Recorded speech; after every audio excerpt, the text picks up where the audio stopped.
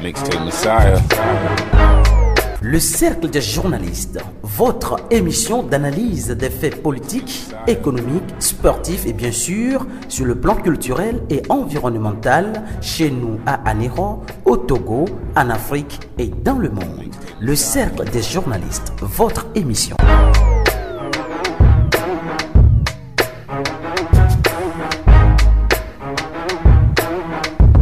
Mixtape Messiah.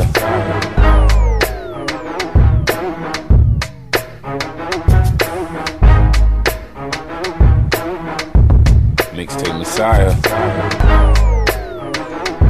Mesdames, messieurs, amis auditeurs, bonsoir, bienvenue dans l'émission Le Cercle des journalistes sur la radio-télévision Delta Santé.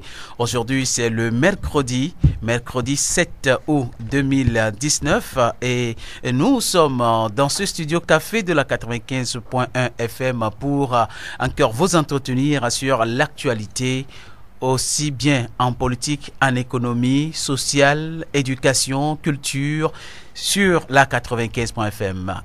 Mathias assure la technique, au micro c'est Tony Marcel. Autour du plateau, les confrères sont déjà là. On va souhaiter la bienvenue à un confrère qui nous a quitté, ça fait belle lurette, mais qui nous revient. Bonsoir Denis Gossou. Marcel, bonsoir, bonsoir à toutes et à tous. Bonsoir Yves Akeson, toujours présent en poste. Bonsoir. Bonsoir Tony.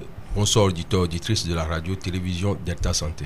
Voilà, dans cette émission, nous aurons deux invités qui nous viennent du parti ANC qui vient donc par cette voie remercier les auditeurs par rapport aux élections législatives qui se sont les élections municipales qui sont déroulées dans notre commune Lac 1.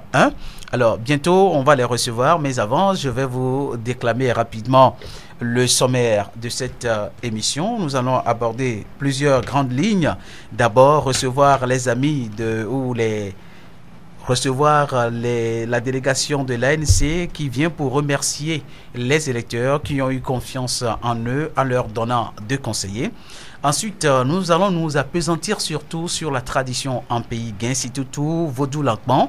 Vendredi dernier, c'était Situtu Nabostro Mafli. Hier, c'était Situtu Vodou Lankman et Lagonou vers une prise de la pierre sacrée dans la fraternité et dans la paix.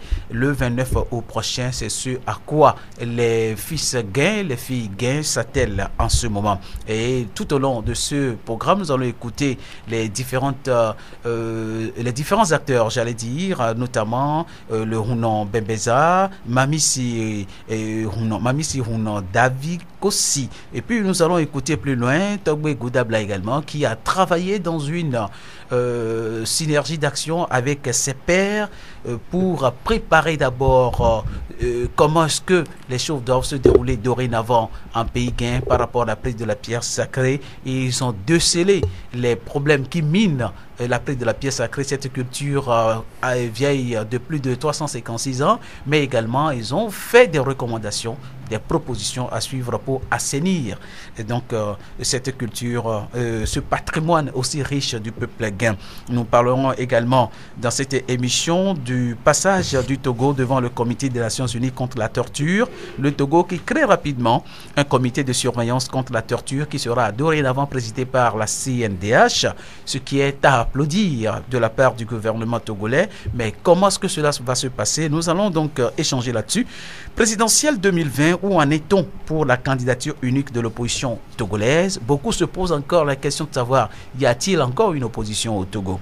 Et puis le PNP qui dénonce un harcèlement politico-militaro-judiciaire contre son parti de la part du parti UNIR et demande par la même occasion la libération de ces militants qui sont emprisonnés. Nous allons aborder le sujet qui est relatif à la taxe d'habitation qui fait grincer des dents au Togo, mais par la même occasion les Togolais se demandent, si vous nous demandez de payer des taxes d'habitation, que faites-vous alors des sommes mirobolantes qui ont été détournées dans le projet de construction de la voie Lomé-Vaughan-Enfouin? Que faites-vous des détournements qui ont été opérés lors de la qualification de la CAN 2013 et 2017? Que dites-vous alors de 3 personnes qui auraient détourné 17 milliards à l'OTR? Les Togolais se demandent comment est-ce que 3 personnes peuvent-elles détourner 17 milliards et qu'il n'y a que des menus frétins qui ont été montrés au peuple togolais. Au 6, dans notre conducteur, nous allons parler de ce pays, le Togo, beau pays qui est en deuil.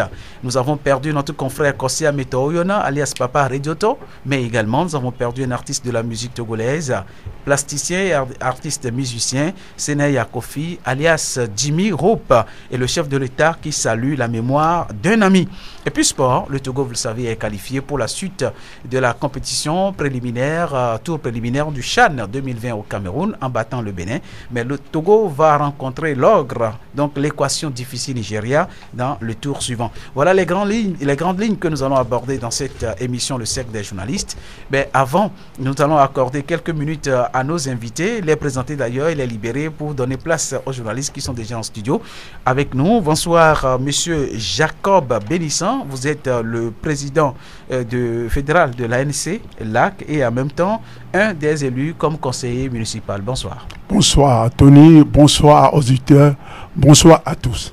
Allez, bonsoir également monsieur Edor, vice-président de l'ANC, LAC, et par la même occasion, deuxième conseiller élu par vos militants. Bonsoir. Bonsoir monsieur Tony Marcel. Voilà. Vous avez voulu véritablement passer dans nos studios aujourd'hui pour remercier ces électeurs-là qui ont pensé à vous dans les urnes. C'est vrai que le taux de participation est très faible, mais beaucoup ont dit, si nous y allons, nous allons choisir les conseillers ANC, mais les calculs étant, peut-être que vous n'avez pas fait assez, vous n'avez que 2 maigres conseillers. Mais vous êtes venu quand même, malgré ça, dire merci à la population. Nous vous écoutons, M. Jacob Bénisson. D'accord, merci Tony. C'est vrai que nous sommes engagés dans cette élection municipale et que nous pensons avoir plus de conseillers. Le taux de participation étant faible, nous avons pu avoir 2 conseillers. Oui. Cela veut dire que nous avons encore du chemin à faire. Nous avons beaucoup de travail à faire. Ça nous permet quand même de remercier nos électeurs, de remercier les électeurs de LAC 1 et tous les LAC, parce que les gens se sont mobilisés pour aller voter. Pas beaucoup, mais c'est que le début du commencement. Nous irons à la commune, au conseil municipal, pour présenter ce que nous pouvons faire pour la commune et pour le canton de Glidji. Voilà ce que je pourrais dire. Voilà, monsieur Idor, habituellement, Andero, LAC 1, etc., c'est le fief de l'opposition, le fief de l'ANC. Et là, vous avez perdu votre fief au profit de Benodou ensemble. On ne va plus revenir et ressasser alors les défaillances, les errements peut-être de l'opposition togolaise à la veille de ces élections-là. Mais aujourd'hui, ce qui est bien, c'est d'être reconnaissant et vous le faites aujourd'hui. Bien sûr, monsieur Tony. Vous savez, on ne peut pas être et avoir été. Donc, pour nous, ANC, il faut bien reculer pour mieux sauter. Et ce cas d'espèce, je crois que ça nous servira de leçon pour savoir ce qu'on va faire à l'avenir. Et nous sommes plus sûrs que l'avenir nous sera beaucoup plus certain. Et nous saurons ce qu'on va faire. Puisque plus, c'est quand on faisait des erreurs qu'on se corrige. En faisant des erreurs, tu te corriges. Et tu sais ce que tu vas faire après. Parce qu'on ne peut pas faire une erreur 2 fois. Tu fais une fois, tu te corriges et tu sauras comment tu vas faire à l'avenir. C'est beaucoup plus certain. Et après ça, quand on va faire la caravane pour le remerciement dans la population, c'est là qu'on va demander, on va poser la question à notre population, à nos agents qui sont sur le terrain pour nous. Qu'est-ce qui s'est passé? Qu'est-ce qui ne va pas? Qu'est-ce qu'on peut faire? Qu'est-ce qu'on devait faire à l'avenir? Je crois que c'est mieux comme ça. Voilà. Alors, je vous remercie. Regardez-moi, regardez Yves Kesson, regardez Denis Gossou, président, comme si c'était vos électeurs en studio. Dites-nous, remerciez-nous. Les auditeurs vous écoutent. D'accord. Ok. Tony, merci beaucoup. Je vous en prie. Et les électeurs de l'ANC, on vous remercie.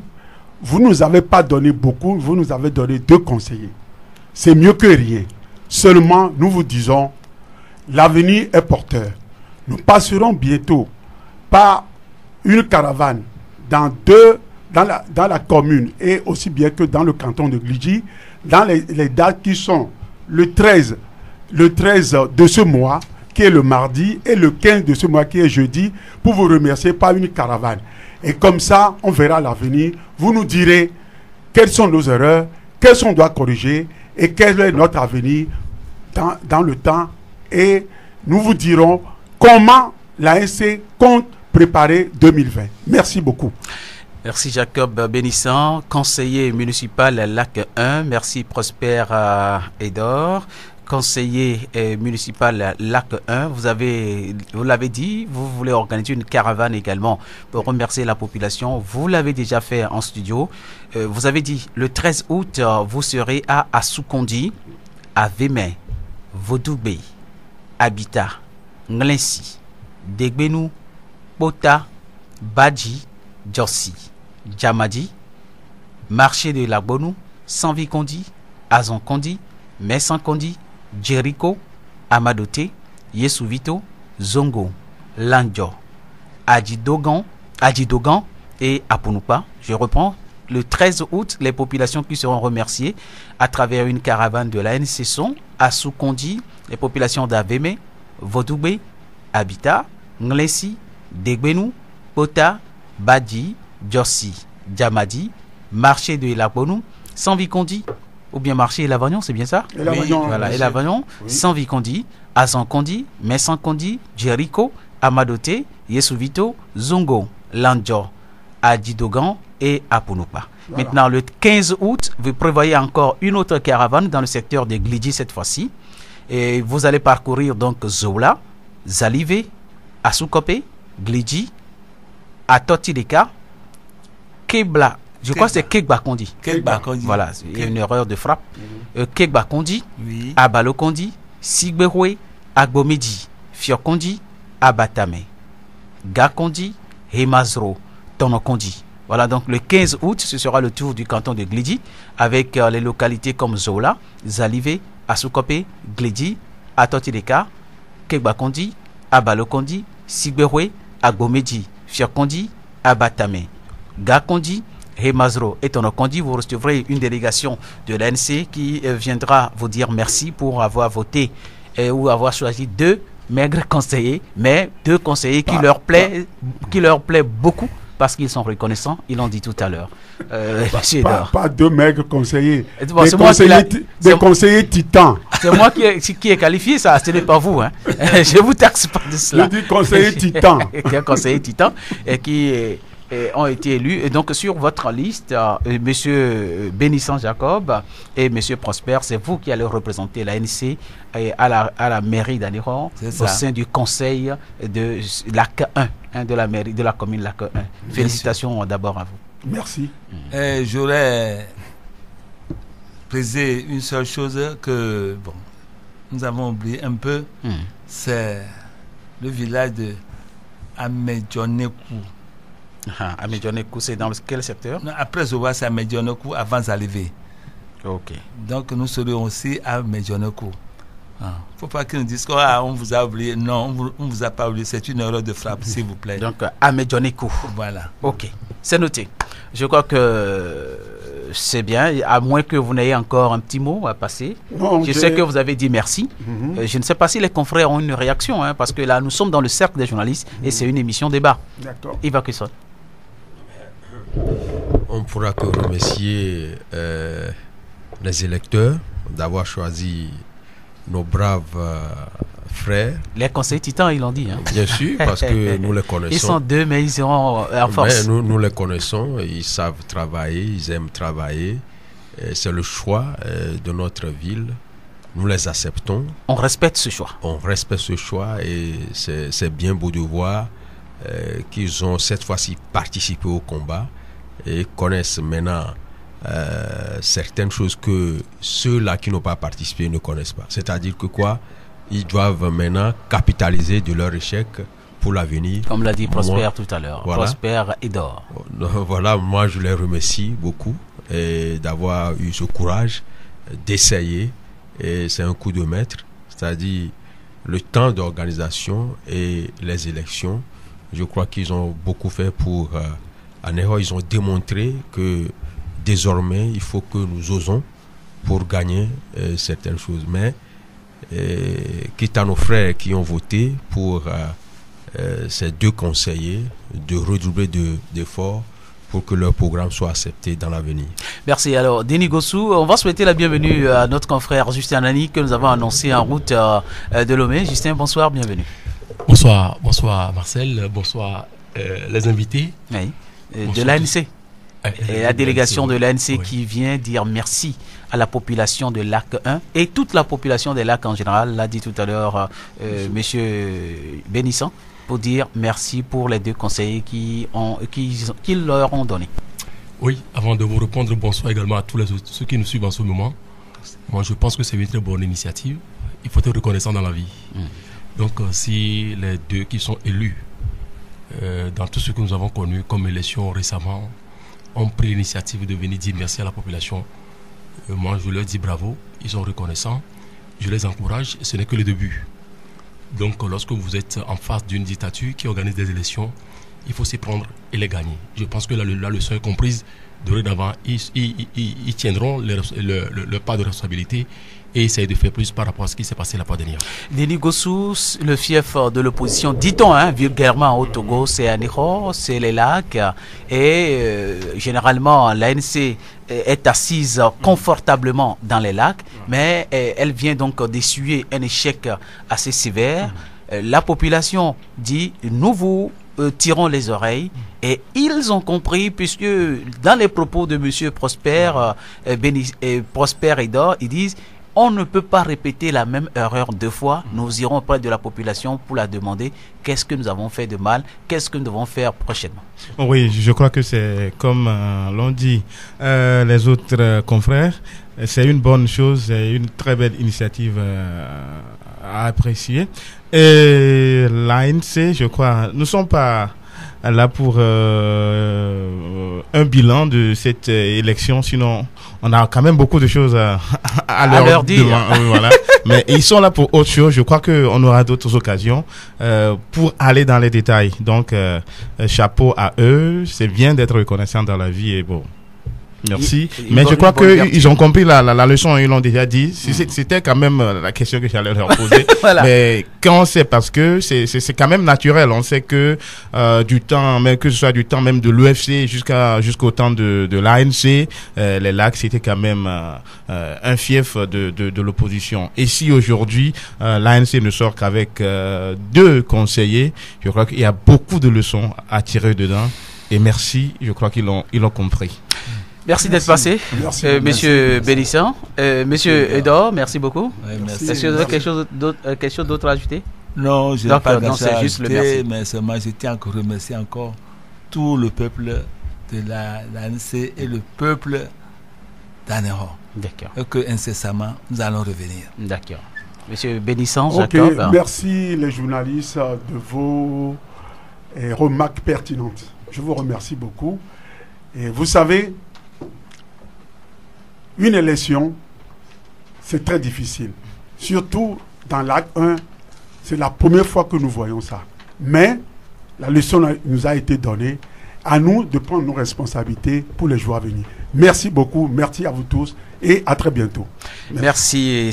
Mesdames et messieurs, c'était la délégation de l'ANC qui est venue dans cette émission, le Cercle des journalistes, délégation conduite par deux personnes, Monsieur Jacob Bénisson de l'ANC, Monsieur Prosper Edor de l'ANC, qui sont passés dire merci à la population pour leur avoir donné deux conseillers et nous tracer également la voie avec un chronogramme pour le remerciement à travers une caravane. Le 13 août déjà, cette délégation de l'ANC sera à Soukondi, à Vémé, Vodougbé, Abitang, Lessi, Degbenou, Bota, Badi, Jossi, Djamadi, au marché de Elavagnon, Sanvikondi, Azankondi, Messankondi, Jericho, Amadote, Yesouvito, Zongo, Landjor, à Djidogan et à Ponoupa. Et le 15 août, la délégation sera dans le secteur de Glidi, notamment à Zola, Zalivé, à Soukopé, Glidi, à Totileka, Kebakondi, à Balokondi, Siberoué, à Gbomedi, Fiokondi, à Batame, Gakondi, Hemazro, Tonokondi et à Midjonikou. Voilà, donc tout est dit. Merci beaucoup. Allez, bye bye. Très gentil, je vous remercie beaucoup. Merci. À tout un chacun de vous. C'est gratuit, c'est notre Merci, boulot, merci. on le fait si bien. On va prendre Atta Folie qui nous a abandonnés, ça fait des siècles. On va parler de la foire Sitou, c'est bien ça? Et tout à l'heure... Allez, Atta, en attendant que mon frère Justin s'asseye, Atta Folie également, on va le prendre pour quelques minutes. On va prendre Atta pour quelques minutes. Bonsoir Atta. Et porte le casque s'il te plaît. Atta Folie, bonsoir. Bonsoir Tony, bonsoir chers confrères de Ngossou. Bonsoir Lodimat, bonsoir. À l'occasion de EPIEP, la 356e édition, vous avez pensé à quelque chose de génial, une foire, jamais organisée dans les lacs autour de cette fête. Et il s'agit de quelle foire et comment elle va se dérouler? Merci Tony. Et si vous dites une foire jamais organisée... Je n'ai pas vu. Ah oui, il y a eu des foires qui ont été organisées. Ah bon? Oui, à Glidi et puis à la place Boca. Ah bon? Ah oui. Ah oui. À l'occasion de PIP. À l'occasion de Ok. PIP. Donc, en quoi est-ce que votre foire sera différente à celles qui ont été déjà organisées? Merci beaucoup. Notre foire est dénommée Sitou, la foire exposition des lacs, la foire du patrimoine. Et vous savez très bien que lorsque nous parlons du patrimoine, Oui. c'est tout un ensemble d'éléments. Nous avons le patrimoine culturel, le patrimoine cultuel, et nous avons également le patrimoine culinaire. Et donc, notre foire rassemble tous ces éléments, toutes ces composantes-là. Et nous avons voulu organiser cette foire dans l'intention de faire revivre toutes ces composantes, tous ces éléments qui irradient notre vie, qui irradient notre vécu quotidien. Bref, nous faisons recours à nos sources, à nos origines, à nos appartenances qui sont les appartenances culturelles. Vous êtes sans savoir que Aného est une ville tricentenaire et 2 fois capitale du Togo. Si nous avons bonne mémoire, aujourd'hui, ou bien en 2019, jour pour jour, cela fait 100 ans que Aného fut pour la deuxième et la dernière fois la deuxième capitale du Togo. Alors, la foire, vous l'avez dit, Sitou, exposition des lacs, c'est ça? Oui, la foire du patrimoine. La foire du patrimoine. Qu'est-ce qu'on y trouvera? Et pour que des exposants s'intéressent à votre foire, sur quel contact vous avoir? Oui, merci bien. Vous avez posé 2 questions au même moment. Allez-y. Je peux répondre à partir de la première. D'accord. Après, vous pouvez nous rappeler la deuxième. Oui, alors, au niveau de la foire, sur le site de la foire, et tout d'abord, dites-nous que nous disons que la foire s'organisera ou bien se déroulera dans la période festive de l'après de la pièce sacrée. Oui, et pourquoi nous avons... Et la tranche Oui, la tranche c'est du 26 août au 8 septembre. du Ça 26 fait août au 8 septembre, environ 2 semaines. Nous l'avons étalé sur les 2 semaines parce que nous nous sommes rendus compte d'un fait selon lequel lorsque les aînés ou bien les frères, les sœurs reviennent de Lomé, de l'étranger, de partout pour la célébration, ils viennent simplement pour l'apothéose qui est la prise de la pièce sacrée et ils retournent en même temps à Lomé. Et ça fait que notre ville, notre préfecture, nos cantons ne vivent plus. Juste les gens viennent pour la célébration de la prise de la pièce sacrée et ils partent. Le mieux, il serait intéressant d'avoir un creuset qui doit rassembler, fédérer encore toutes les énergies de la préfecture de Lac, en commençant par la commune Lac 1. Et donc, c'est pour cette raison que nous sommes rendus compte, nous nous sommes dit, nous allons organiser la foire. Mais au-delà de l'aspect particulier, c'est vrai, au niveau de la foire, on vend les objets conventionnels. On ne vend pas les articles illicites, prohibés par la loi, par du commerce, non. Tout ce qu'on doit vendre doit être conforme à la loi, au règlement intérieur de chaque pays concernant le commerce, ça c'est clair. Maintenant, le volet qui est intéressant et qui est particulier, c'est que l'autre remarque, c'est que nous nous sommes rendus compte que nos rites, nos rituels, nos arts culinaires, bref, traditionnels, nos manières de parler, de nous habiller de façon traditionnelle ont toutes disparu. Et nous sommes sans savoir que nous sommes en pays gain.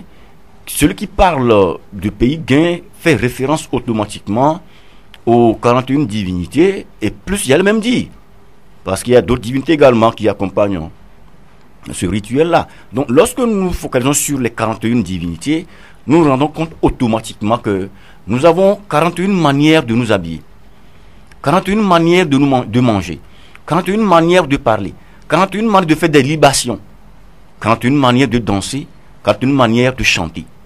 Bien, on va faire court. Oui. Je veux savoir Oui. où va se dérouler cette fois dès que je débarque à Aléran, Merci lieu bien. de la foire. Mhm. Alors, qui sont les exposants qui sont attendus? Tu l'as dit de façon littéraire. Je veux qu'on soit pragmatique. Est-ce que vous voulez la revendeuse de Yakaoke sur le lieu de l'exposition et pour qu'elle puisse prendre un stand? Est-ce que vous voulez le revendeur ou la revendeuse de perles? Est-ce que vous voulez voir le Hunon de telle ou telle divinité prendre des stands pour démontrer, parler de leur stand? Voilà ce que moi je vais attendre. Parce que je sais que la foire, c'est du 26 août au 2 septembre. À ta folie. Merci beaucoup. Et du 26 août au 8 septembre. Au 8 septembre. Oui, au 8 septembre, à la place Boca, en face de la grande poste d'Anéro. Ah, d'accord. Oui, et en face de la grande poste d'Anéro, vous aurez pu constater déjà qu'il y a les travaux qui se font. Oui. Maintenant, vous avez touché du point un problème sérieux et nous travaillons à cela. Les exposants, je prendrai l'exemple de la revendeuse de Yakaokin que nous avons conviée, et nous sommes en partenariat avec l'association Adécan qui a tellement travaillé dans ce cadre-là, Oui. pour l'art culinaire Oui. et nos rythmes et chansons du terroir. Tout à fait. Nous les avons approchés parce que nous ne pouvons pas faire la foire. Nous ne pouvons pas enclencher une démarche sans pouvoir faire recours ou sans pouvoir nous retourner voir les gens qui sont déjà sur le terrain, Les anciens. nos frères, nos soeurs, les anciens, nos grands, pour leur demander conseil d'un, et de deux, pour demander humblement en tant qu'enfant des services pour le partenariat. Donc dans ce cadre-là, l'association Adécan nous a ouvert le champ, et les membres de l'association ont accepté nous accompagner dans ce domaine-là, et nous aurons un stand, spécialement stand, je dirais, gain, où nous aurons assez de mets, de plats. Il y a Roncoudien, et Kekle, et Beau, les laits, il y a beaucoup d'éléments félines à prendre, comme le disons. Oui, ils ont accepté de nous accompagner pour qu'il y ait un stand spécialement pour cela. Nous avons prévu également d'inviter, il y a même, ce n'est pas invité, les gens ont déjà pris des stands. Il y a de mamans, une association de mamans qui sont en foin, qui sont spécialisées dans la production et la commercialisation de l'huile de coco non raffinée. Lorsque vous voyez ça, ça n'a rien à envier aux nos huiles importées. Huile de tournesol, ça n'a rien à faire de la pub. Oui, pas de la publicité. Donc, ils ont accepté venir exposer leurs produits et des produits locaux. C'est une manière de faire la promotion des produits locaux sur des produits africains. Et produits bio en plus. Des produits bio en plus. Nous disons, souvent nous consommons de la farine de manioc. Nous ne savons pas comment est-ce que ça se fabrique. Ou de la production jusqu'à la commercialisation. Si possibilité y est, nous allons inviter nos mamans des coopératives qui viendront faire quelques démonstrations de leurs produits-là. Et donc, même le Hunon, comme vous le dites, nous n'avons laissé personne pour compte. Tout le monde a été pris en compte. C'est dans ce cadre que nous avons également des conférences débats. Nous avons, par exemple, la fête de EPIP, ou le nouvel an gain, sens et portée. Aujourd'hui, quand on parle de EPIP, le commun des mortels pour lui, c'est Vaudou. Non, séparons les choses. Oui, sens et portée. Quel est le sens de la prise de la pierre sacrée? Quel est le sens du nouvel an gain, et quelle est sa portée? Parce qu'il y aura des nouvelles perspectives. Lorsque nous restons figés, nous seront désuets dans un court instant. Ce n'est pas tout. L'une des conférences également, culture, tourisme et économie, qu'est-ce que la culture apporte à l'être humain? Qu'est-ce que la culture apporte comme développement local? N'oublions pas que le thème central ou le thème général de notre fois s'intitule comme suit: patrimoine et développement local. Cas de la ville d'Aného. Je reprends. Patrimoine et développement local, cas de la ville d'Aného. Voilà. Oui.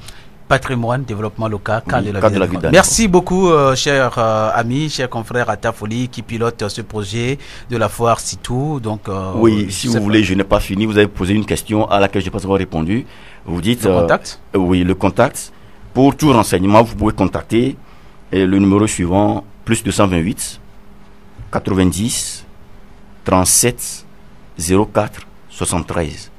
Plus 228 90 37 04 73 pour toute autre information. Appel simple et appel WhatsApp également. Si tu insistes sur le plus 00208, je sais que nous sommes écoutés à Plao dans le Ghana, nous sommes écoutés dans le Bénin. Justement, ça veut dire que c'est pour des cette exposants raison peuvent arriver de l'extérieur?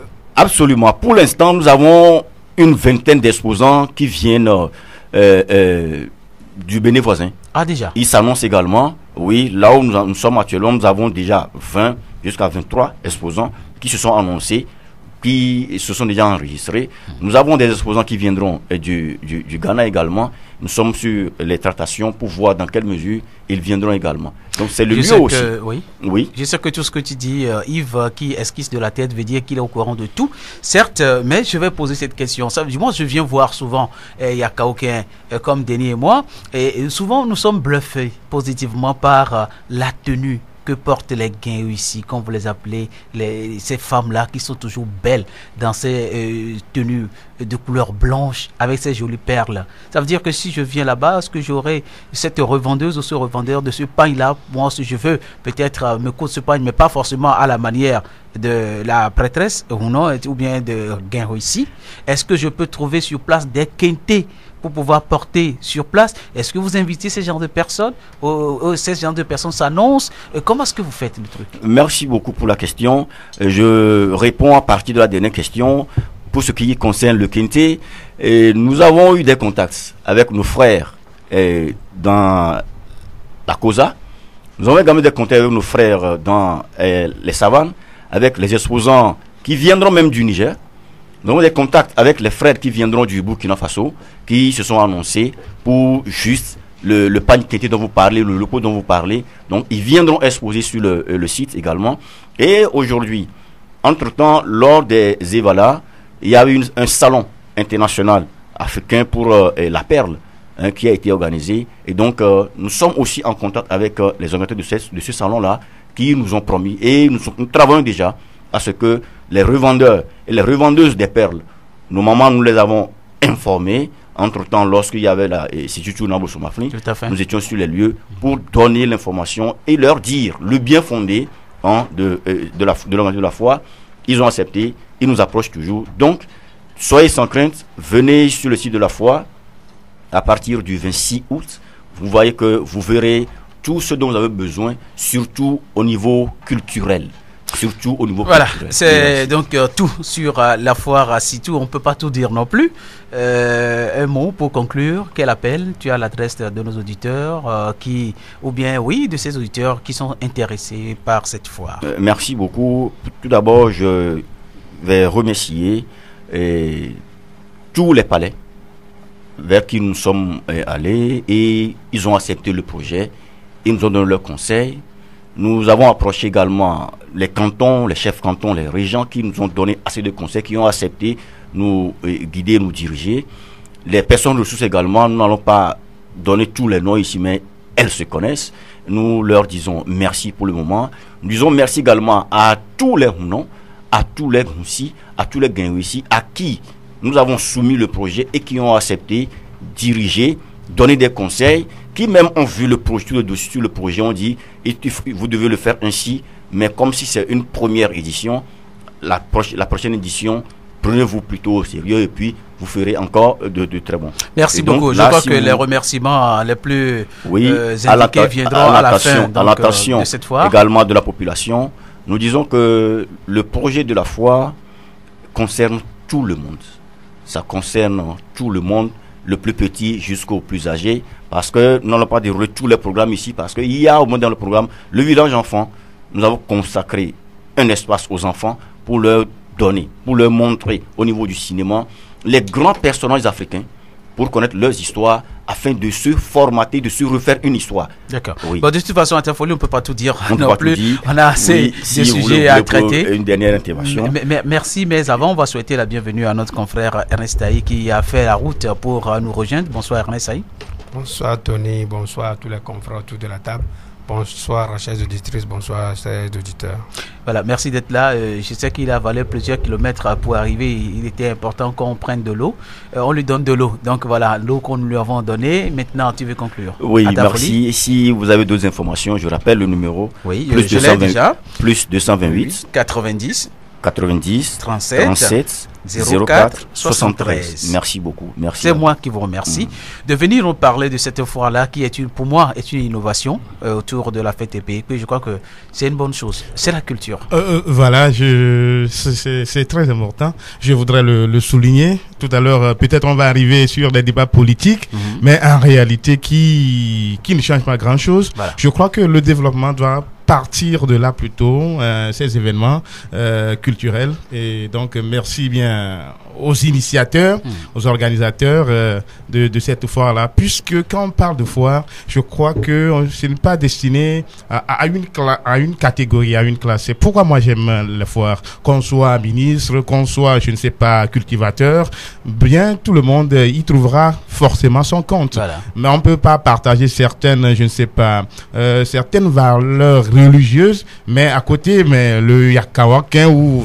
Ça dit tout le monde trouvera toujours quelque chose qui l'intéresse. C'est en cela que... Celui qui n'a jamais mangé à Kaoken, qui débarque directement d'Aguelbe et qui dit, je viens pour la première fois à Néron, il y a une fois, il va et il trouve du Akaoken. Et ça, c'est génial. C'est ce que je voudrais saluer. Et faut pas que l'initiative s'arrête là, parce que peut-être pour la première édition les choses peuvent ne pas se dérouler comme prévu, mais je crois que il faut la persévérance, il faut continuer, et surtout c'est côté prix. Je sais que c'est pas il n'est pas venu pour la publicité, mais il faudrait que aussi le prix soit abordable pour que tous ceux qui voudraient vraiment faire quelque chose lors de cette foire là puissent le faire. C'est juste tu as parlé comme un conseil culturel. Merci beaucoup. Iva Kesson.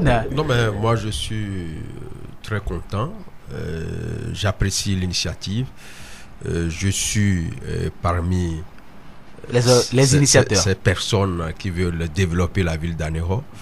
Je suis très très très fier de mes frères qui veulent oser. Parce que ça ne s'est jamais passé ici à Anéro. Les gens croient que c'est à Interfolie m'a contredit que ça s'est passé plusieurs fois. Hein?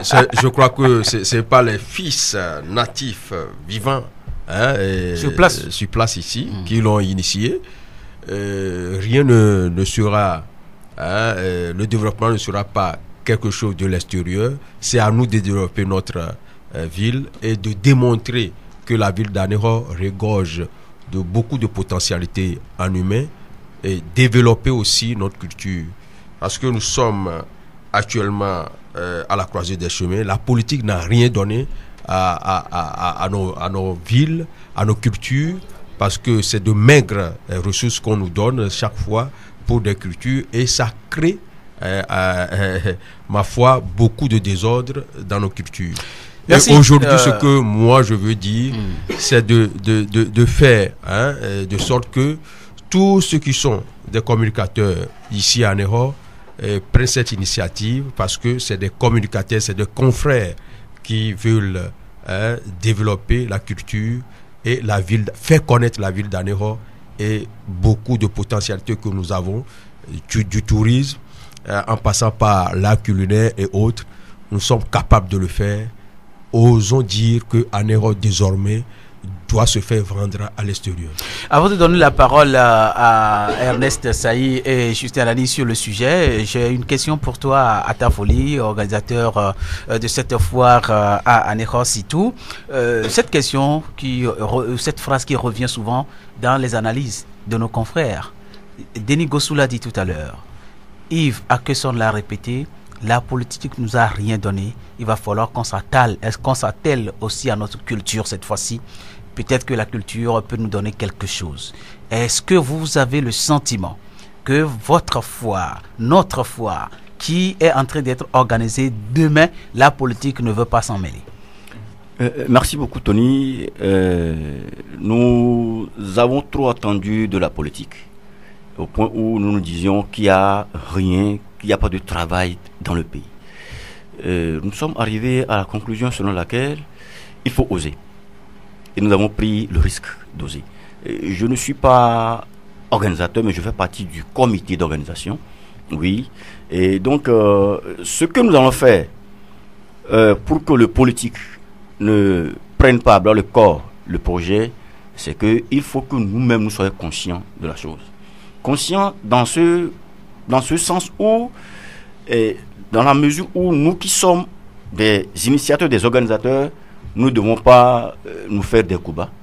Nous devons nous comprendre au point où le politique va se dire, écoutez, qu'est-ce qui se passe ici? Et ce que nous voulons, c'est le développement. Rien que le développement des lacs. Oui. Merci pour beaucoup. Laquelle le thème central, c'est patrimoine et développement local, cas de la ville d'Anéro. Justin, la foire à Anéro. Bon, moi je pense que c'est une très bonne initiative dans un premier temps, mais il ne faut pas quand même occulter le fait que la politique doit quand même accompagner. Parce que lorsqu'il n'y a pas, vous vivez dans un pays, il n'y a pas une politique culturelle en la matière. C'est pourquoi j'apprécie Atafoly. Quand il a répondu, il a habilement répondu en disant qu'ils vont se battre pour que la politique ne s'accapare pas du projet. C'est-à-dire qu'on ne peut pas travailler sans cet apesanteur, la politique. Si la politique ne donne pas l'autorisation, il n'y aura pas foire. Tout à fait. Si aujourd'hui nous sommes à la traîne, les artistes meurent comme on le constate aujourd'hui. Qu'est-ce qui est réservé à ces artistes-là? C'est dans le dénuement total. On va en parler tout à l'heure. Tout ce qu'on a connu dans les dernières périodes, la politique a fait quoi pour accompagner? Rien. Ça veut dire qu'en réalité, il n'y a pas une politique réelle en la matière, notamment la politique culturelle, la politique sportive, tout ça, ça manque. Maintenant, ça ne voudrait pas dire qu'au-delà de ces constats-là... Mais attention, la politique fait des efforts parce qu'aujourd'hui, on peut écrire des projets culturels. On est financé au ministère de la formation civique. Je ne partage pas votre analyse. Plusieurs sur artistes ont été financés aujourd'hui. Ils ont tourné des clips grâce à ce projet. Il y a également le cas des artistes. Si vous voulez, on va en parler dans ce débat. Donc, on reviendra tout à l'heure sur cette question-là, c'est pour dire tout simplement que ça ne voudrait pas dire qu'à un moment donné, il faut croiser les bras. Pour attendre forcément ce que ceux qui sont au sommet, qui imposent leur suprématie, puissent quand même commencer par poser les jalons avant de commencer par marcher. Merci. Mais il faut oser. Et comme le comité d'organisation de cette fois situe pour la première édition dans les lacs, et je pense que c'est une très bonne initiative. Il faut encourager et chacun de nous doit quand même apporter sa partition pour que ça puisse marcher. Heureusement que nous sommes également en train d'apporter notre grain de sel en recevant un des organisateurs à Atafoly dans cette émission, le cercle des journalistes, Ernest Saï. On se dit tout simplement que c'est une bonne chose. Je m'imagine encore peut-être Ernest Saï dans les rangs, dans les allées de cette foire-là, en train d'acheter un bracelet en perles, pourquoi pas? Pourquoi pas, mon frère Tony, pourquoi pas? Mais c'est une bonne initiative à encourager. Seulement, je risque d'abonder dans le même sens que mon grand frère Justin. Connaissant le pays dans lequel nous sommes, j'aurais aimé que les initiateurs puissent porter des caleçons en fer. Sincèrement, pour ne pas faire tenir la couille. Et laisser, parce qu'on a connu plusieurs projets ainsi dans ce pays. Tout à l'heure, tu parlais du financement. Financement culturel pour quel résultat? C'est la question que nous devons nous poser. Parce que lorsque ça ne va pas nous concourir à ce que nous sommes toujours là, mais on finance, mais après tout, on n'a pas les résultats. C'est ça le problème. Non, on a des résultats. Moi, j'ai vu mon frère Yaomaoui a tourné une clip la dernière fois. Oui, mon frère, on a des résultats. Mais ça, Yaomaoui a tourné parce qu'avant, il n'y avait pas cette possibilité pour lui de faire des clips pour ces chansons. La plupart, c'était en audio. Je sais pas si... C'est déjà un acquis. Mais c'est ce que j'ai dit. Mais pour quel résultat? Parce qu'il faut voir... Je suis bien placé pour te dire même comment il s'est fait la sélection. Très bien placé. Si tu veux bien, hors antenne, on peut se le dire. On en reparlera. On en reparlera et très prochainement, mais en off. Merci beaucoup. On va parler toujours culture. Si tout Vaudou Lankban, c'était hier à Elagbonou. Et alors, on croise les doigts aujourd'hui pour dire que, eh bien, enfin, le peuple gain s'est réconcilié avec lui-même. et les choses se déroulent normalement. Vendredi dernier, c'était Situtu Nabo Somafri. Hier, c'était Situtu Vodou Lankwan. C'était magnifique. Un monde fou a fait le déplacement et de plus en plus, les prêtres Hounon, les prêtresses Hounon, les Guinéens ici ont confiance en leur fête parce que un des acteurs l'a dit que depuis des mouvements de violence à Podi, les gens ne sont plus intéressés à faire le déplacement de leur mec entre griffes. Alors, on va écouter Hounon Bembeza qui s'attache véritablement à cette culture-là. Il s'est prononcé.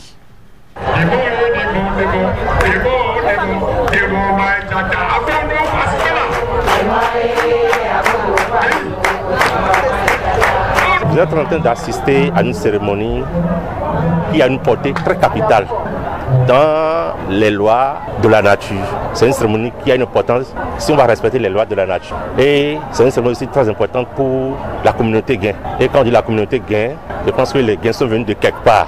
Donc c'est ce qui veut dire que la cérémonie que nous faisons aujourd'hui, ce n'est pas seulement pour le Togo, ni le Bénin, ni le Ghana, mais ça a une origine. Et la portée de ça est que le thème de la cérémonie de cette année, c'est la paix et la réconciliation. Pourquoi? Vous savez que le peuple guinéen a souffert de tellement de problèmes. Personne ne savait qu'il y aura une telle union que nous sommes en train de voir. Aujourd'hui, nous sommes en train de faire le Situtu de la divinité Togwe Lankwan. Et Situtu signifie quoi? C'est une ablution. Vous savez que dans nos familles, dans nos maisons respectives, quand il y a problème, bien quand il y a une différence qui s'oppose entre deux frères, bien deux sœurs, pour régler, on dit Milatusi, pour créer une cohésion, une paix dans cette famille. C'est ce que nous sommes en train de faire aujourd'hui, c'est presque ça. Mais ça a une connotation, je vais dire, pas seulement pour la maison, mais pour tout le monde entier. Les Guins qui sont originaires de l'ancienne Mésopotamie, mais on va dire la grande migration, c'est à partir d'Égypte. Les ancêtres ont su, ils ont une année lunaire. Et les ancêtres ont su que avant une année ou bien dans une année, les enfants de ces ancêtres, ils doivent avoir des mésententes, ils doivent avoir des problèmes. Pour régler ça, avant de rentrer dans le nouvel an, parce qu'on dit maintenant, on dit pays, comme on dit pays coup d'Oremlo. Nous sommes dans les pays coup et pays 2019. Ça fait 356e édition. Ils ont su instaurer certains rituels, certaines cérémonies nécessaires que tous les filles et fils gains doivent respecter pour la bonne cohabitation au sein de la famille, au sein de tout le peuple. C'est ça qui est surtout tout. Le vendredi passé, on a déjà eu assisté à une ablution surtout de Nabo Somafri le vendredi passé. Mais ceci, c'est la grande ablution. Parce que c'est ça qui fait la paix, la réconciliation, la sanctification, la purification du peuple gain. Et c'est la divinité Togwe Lankwan qui fait partie des 41 divinités de la mythologie gain qui est chargée de ces cérémonies, ce à quoi nous sommes d'assister aujourd'hui. Donc la portée est que si quelqu'un même n'est pas ici et il y a un fils gain, le pardon est déjà automatique. L'ablution de la cérémonie d'aujourd'hui demande le pardon automatique à tout le monde. S'il y a un frère et soeur, ou bien s'il y a une famille, s'il y a une mésentente, vous qui êtes ici maintenant, s'il y a une mésentente entre vous et certains membres, sachez que arrivé à la maison, cette mésentente est déjà passée, vous devez vous saluer, parce que le peuple gain s'est déjà réconcilié avec elle-même, s'est déjà purifié. Donc c'est la cérémonie que nous sommes en train de faire aujourd'hui. Je pense que vous avez constaté, vous avez appris beaucoup de choses l'année passée. Nous l'avons dit, c'est ça. Cette année va être encore meilleure plus que l'année passée. Je vous le promets. Parce que nous avons beaucoup travaillé dans l'homme afin que le peuple bien puisse retrouver sa lettre de noblesse. Cette année, comment vous êtes en train d'assister au début des cérémonies. Aujourd'hui maintenant, à minuit, le peuple bien va observer une abstinence totale. C'est la seconde période de carême. Avant d'aller raconter son Dieu, il faut être propre spirituellement, moralement et physiquement. Donc ça, maintenant, nous sommes déjà propres. On va rentrer dans une abstinence à partir de cette nuit. Et le jeudi, il y aura cette nuit de Maman. Tout le monde a qu'à espérer que on a assisté à beaucoup de choses dans le passé. Soyez sûr que vous n'allez plus voir ces choses-là. Le peuple est uni en lui-même. Et jusqu'à la prise de la pierre sacrée, vous allez voir que même le jour de la prise de la pierre sacrée, vous allez encore voir d'autres miracles comme l'année passée. Donc ce jour veut dire que nos ancêtres sont en train d'exaucer notre prière. Et ça va être comme ça. Et jusqu'à l'éternité. C'est une vieille cérémonie. C'est une vieille qui date de 356 ans. Donc ça là, c'est pas quelque chose qu'il faut s'amuser avec. C'est pas quelque chose qui est inventé. Merci à Togbé. Est-ce que mon micro on ne peut pas dire que c'est la réalité même. Nos ancêtres se sont rappelés juste de ça et nous sommes en train de commémorer ça. Jusqu'à la plus de la presse, ça a créé un problème. Les enfants et gays sont unis, seront toujours comme ça. Et je vais inviter tout le monde aussi. C'est bon? C'est bon maintenant? Ok. Toutes nos excuses pour ce léger souci technique.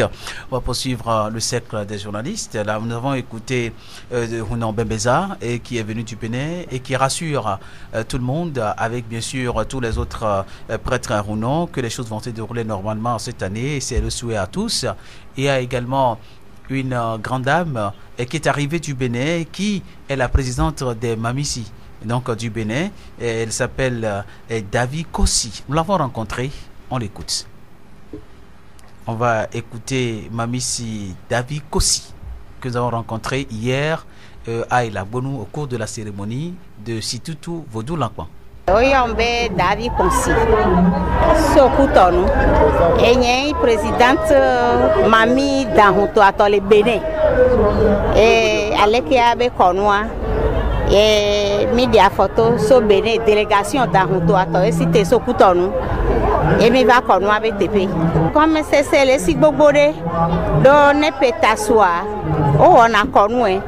Moi fifi et toi so togbo we game. O jimio mi va po konu ya e wa e potole yeji kakava ne gbe a parce que konu de yi o maten dopo o le ne game so o maten dopo le ke abe konu o e be le yeji kakava na ga ya ko ya melo ya be na mi le tia sale abe biso beni biba ko mi le beni e gando ba di ba yi ko to be me do be o so ko le beni e ki mi jo wa ki ke mi le ne gbe le beni ba ni mo ore o maten so pe le beni ore o maten we o mu jopo ma jochan kenene be nyava mia kovi gbogbori o mi mu lonu o ma te jochan nene o pe mama be nyaku da be yeji de ki bi anyo no bi de o de bi anyo no a de konu ami le gbe soso mene le bi otogbo bo de na mi la mesen wa na mi musen anami gasika ga ona de pepe anami gasika ne mi asa o de konu kaka ne mi awo lo togbo toji ma mo toji ro il y a des relations là que l'on a c'est la sur la d'accord donc que le temps va me voler après et tasino amega on a collaboré o nyake la sinya ye ko yin be esike togbe la patu egbe fia e ko fafaro gendua keke unji kike konea kaka ikoro Benin egbebe si tutuwa fafa va ne du kombliboa va na gbeto bliba gbeto kegbe le du kon pa fafa va na mesia me mi atonyo nu o le ojajara do zare ane kono le yeji kaka do afiria akwedo de kare kabe yeke vana mi gba no ne wa cha me wone kaka jago kwa e pe atoji wo mi le ji lo pe ale yeji. Également arrivé du Bénin. On va écouter Togbé Anité, le prêtre de la divinité Vodou Lankwan, qui a dirigé cette cérémonie de Situtu hier. Il y a un Christophe Digoudabla. Il y a commis de Goa, au Pobe Gandjoua, dans le Pédoya, qui est là sous Péwi. Même dia, Tukada, Massamasso, le Gandjouami. Nous avons le Podia, Otakwe, Otagaz, Adjire. Nous sommes en train de bolé, nous sommes en train de comme nous, Chaka, pour elle, une journée, Amado, nous fait qu'il y a fait la fouine, Amado, Pona, et Chile, quoi. Nous avons dominé Beni à Madjoa, c'est Medo, nous avons dominé Missibé, nous avons quoi, du à quoi, du mieux, Tokoni, nous, on va les jurer comment. Nous avons qu'un petit de socket, nous avons Togodo, nous, le Nigeria, nous avons Ghana, et Kobele, nous, les Bénin. Comme nous, Kobele, Jésus, nous sommes dans les 356e année. On va le jurer comment. Il va y avoir des cabinets, il y a des cabinets, des cabinets, des vieux, et soit qu'il y a un et Dieu bien se réconcilier. Quel que soit le cas, nous sommes condamnés à vivre ensemble. Et nous va dire des fiordi, pas des fiordi, pas des fiordi. Et on est pour nous, il y a nous à dire, nous va tenir joie. Donc, dès qu'on nous a fiordi pas tiens, ouais, ministre n'a décret. Il y a fiordi comme mille. Comme il va le bouffiordi, nous sommes dans la salade. Et nous avons fiordi comme le bouffiordi. Nous avons décidé que vous devez en avoir connu un jackpot et tanion.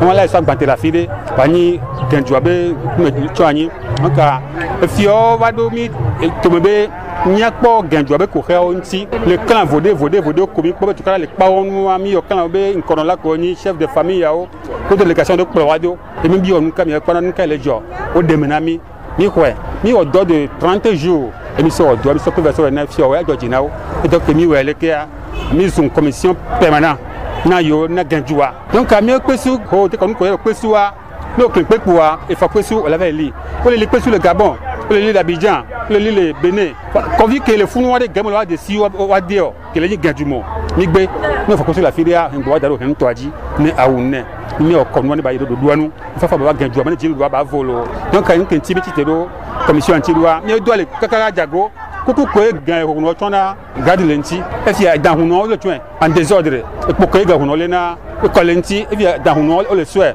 e sra le kia kondo wa ko ko la tin do sra ya dan huno o le sra mi gbe be nu wa ngbatimba emeko donc ba vondi mi le lo ape.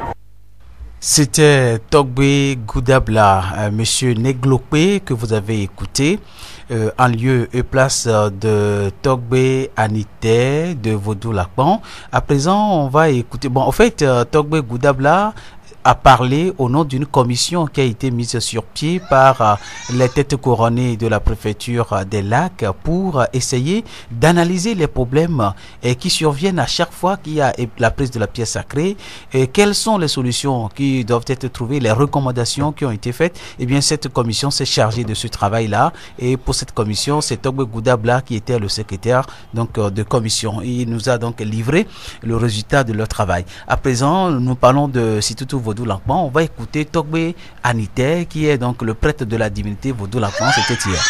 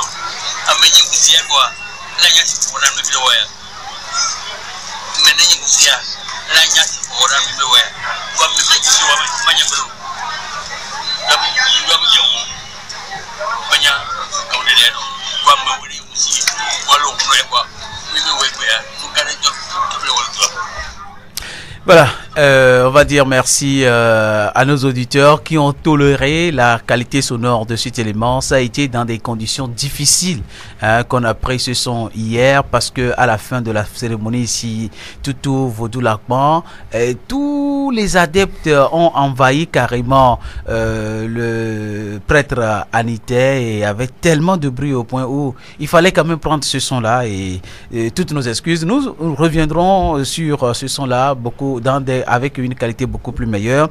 Merci de nous excuser. Alors, voilà, la cérémonie Situtu Vaudou-Lakpan s'est déroulée hier après la cérémonie Nabo sur Mafi. On peut dire quand même que les choses se sont bien déroulées, tout simplement. Oui, c'est ce qu'on peut relever parce que au-delà de tout ce qui a été dit par les uns et les autres tout à l'heure, déjà l'annonce a été rose. Et quand vous voyez ce qui se profile à l'horizon, donc on ne peut que se réjouir qu'aujourd'hui, ceux qui ne s'attendaient pas hier, pratiquement se retrouvent ensemble aujourd'hui. On a vu pratiquement tous les prêtres et les prêtresses qui hier étaient dans une situation d'antagonisme Mais aujourd'hui, par rapport à ce travail qui a été fait, donc on a vu hier que eux tous étaient ensemble. Donc moi je pense que c'est le lieu aussi de saluer le travail qu'a effectué cette commission qu'on a vu hier avec les membres, chacun à son niveau, déterminé, dévoué pour pouvoir apporter un plus. Maintenant, au-delà de ça, il faut quand même saluer le travail abattu également par les têtes couronnées, les chefs traditionnels. Donc, je ne veux pas les citer, mais quand vous relevez le travail qu'avait abattu, parce que dans nos investigations, on a écouté beaucoup de choses, notamment et tous ceux qui ne voudraient pas que ça puisse quand même marcher cette année aussi. Le travail de fond a été fait, les réunions sur réunions, au niveau de chefs traditionnels, Gefiogan, Cédric Befoli Bébé, et 15 au niveau de Glézy, des réunions, suite des réunions, et que finalement, chacun à son niveau a accordé de violon. Moi, je pense que c'est une très bonne chose, et je salue au passage Stogbe, à Petobi d'Enfoin, si je me trompe, et salue également le travail qu'avait abattu Zach Lawson. Donc à Togbe Ahuaoto. Donc ils sont nombreux, on ne peut pas les citer tous, notamment. Donc on va simplifier parce que le temps nous talonne. Voilà. Et au-delà de ce travail qui a été fait, il faut quand même relever que demain, ça serait également une autre cérémonie. La cérémonie Ekpe Maman. Il faut rappeler que au temps des aïeux, les informations que nous avons reçues hier, les interrogations, enfin les interviews que nous avons accordées aux uns aux autres, il est relevé que ce travail, enfin cette cérémonie se fait au niveau de l'Agbo, comment on l'appelle, Degbenou, et qu'après devant la divinité Mama Kolé, et qu'après il y a tous effectuent un déplacement vers la forêt sacrée Bacho, où également on continue pratiquement la même cérémonie, où le partage est fait au niveau des chefs traditionnels, et en premier lieu au niveau de comment on l'appelle, Gefiogan, Cédric Befoli Bébé. Donc ce qui voudrait dire que quand vous voyez tel que les choses ont commencé, tel que ça évolue aujourd'hui, on essaie de respecter ce que les aïeux ont fait, et si le travail qu'avait effectué abattu, cette commission se poursuit de cette façon-là. Moi je pense que fondamentalement demain on va assister à cette cérémonie de Ekpe Maman au niveau de Degbenou, avec la suite au niveau de Glézy, comment on l'appelle, Bacho, et par après chez Togbe, comment on l'appelle, Gefiogan, c'est Cédric Befoli Bébé, et après dans les autres cantons, notamment Enfoin et Aklako, ainsi de suite, parce que pratiquement quand vous voyez tous ces cantons qui sont concernés, je pense que si chacun essaie de jouer aujourd'hui sa partition, il n'y aura plus de problème, comme on a commencé par le voir hier. Merci infiniment, Justin Anani. Alors, on va parler cette fois-ci politique, hein, après, ou bien droits de l'homme, si vous voulez, après son passage devant le Comité des Nations Unies contre la torture, eh bien, le Togo crée un comité de surveillance contre la torture et il sera présidé par la CNDH, Justin et Ernest Saï.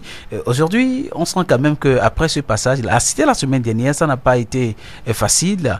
Et on a même écouté Sébastien Touzé, qui est un des experts, et qui a dit qu'ils étaient arrivés au Togo, les conditions carcérales sont déplorables avec la surpopulation carcérale, et des tortures également au niveau du SRI à la gendarmerie à Lomé. Même le Togo, déjà sur place, le ministre des droits de l'homme, Trimois, avait dit qu'ils vont mener une enquête donc pour déterminer donc ceux qui ont torturé, les présumés tortionnaires. Et il a même dit dans l'une de ses interviews que ça fait mal de voir que tel X ou Y m'a torturé et que demain il est promu. Voilà donc autant de sujets, mais ce qui est bien, c'est que le Togo fait un pas. NSI. Bon, le Togo fait un pas, pourvu que ce ne soit pas un pas devant, 3 pas derrière.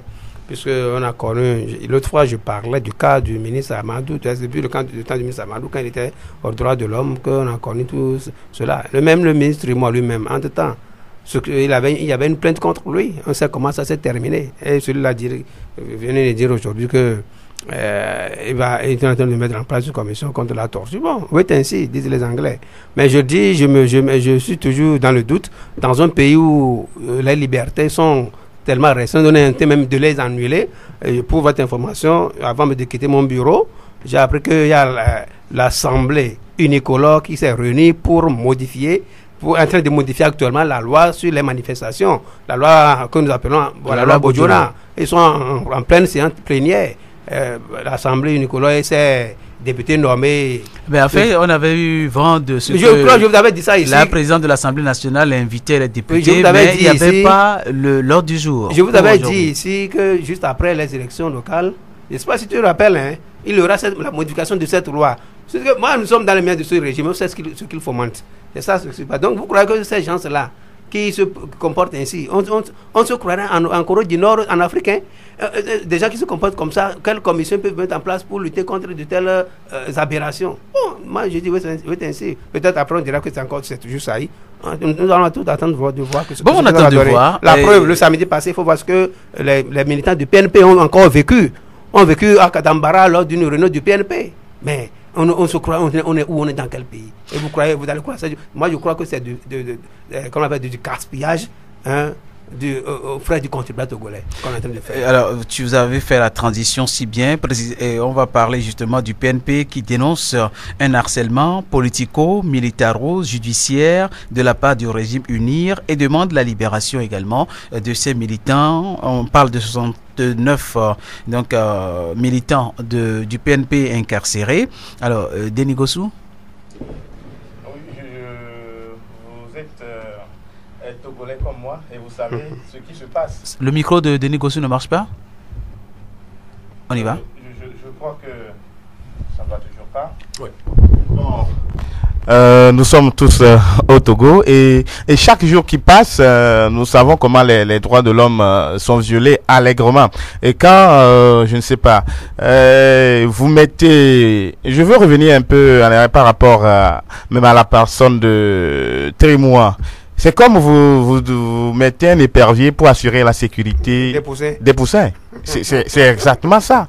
Trémois au département des droits de l'homme, je crois que avoir à écouter, même au plus fort de la crise, quelqu'un qui dit ouvertement sur une chaîne internationale que bon, si vous aussi vous voulez le pouvoir, allez chercher des armes et que dans les mois qui suivent, on confie les droits de l'homme à ce type-là. Je crois que d'abord c'est de se moquer des Togolais.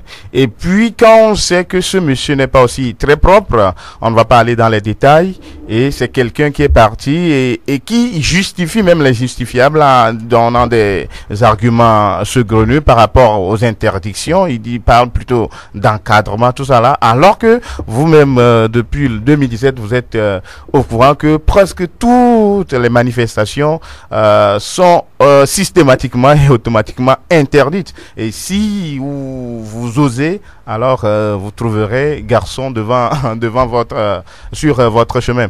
Avant de revenir aux militants du PNP, c'est quand même normal quand vous êtes dans une dictature comme le Togo, c'est quand même normal.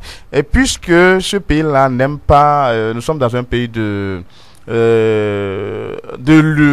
la pensée unique. Et quiconque ose aller à l'encontre de cette pensée-là est vu comme un ennemi à battre et à éliminer. Et c'est la preuve. Vous et moi, nous savons que quand la crise a commencé, qui a encore activé cette flamme de la contestation, c'est le PNP. Et en tant que Togolais, on ne s'étonne pas de ce qui lui arrive aujourd'hui. Nous sommes dans un régime où le père a régné et puis étant mort comme ça, elle a donné ça à son fils. Eh bien, plus personne. Donc, si vous osez ne serait que dire que ce que vous faites n'est pas bien, alors vous êtes un ennemi à abattre et à éliminer. C'est ce qui arrive au PNP. Ça ne m'étonne pas. Voilà, donc on parle aujourd'hui de ce problème, la CNDH qui prend le devant pour surveiller un comité contre la torture au Togo et le PNP également qui crie au secours. Nous sommes embastillés dans le pays, Justin Nani, en une minute. Non, en une minute, on ne peut pas tout dire. C'est-à-dire que soit on donne l'information, soit on ne la donne pas. En une minute, on résume. Je ne pense pas. Bon, moi, je pense que dans un premier temps, il faut quand même faire observer que le Togo a énormément pris des engagements et qui ne les respecte jamais. Et le Sébastien Touzé, l'expert sur la torture, l'a dit, que le Togo a pris des engagements. On a senti que le Togo a fait des efforts, mais apparemment, ça ne marche pas. Quand on dit le Togo a fait des efforts, c'est le langage diplomatique. Pour ne pas frustrer les sommités de l'État, et ainsi de suite. Voilà, donc c'est le langage diplomatique. Quand vous lisez les 22 engagements pris par le Togo le 14 avril 2014, 2004 autant pour moi, il y a tout dedans. Sauf que l'application pose problème. Et nous en étions là lorsque le ministre, comment l'appelle, Yakubu Amadou, maître Yakubu Amadou a été nommé ministre des droits de l'homme. À la tête de ce département des droits de l'homme.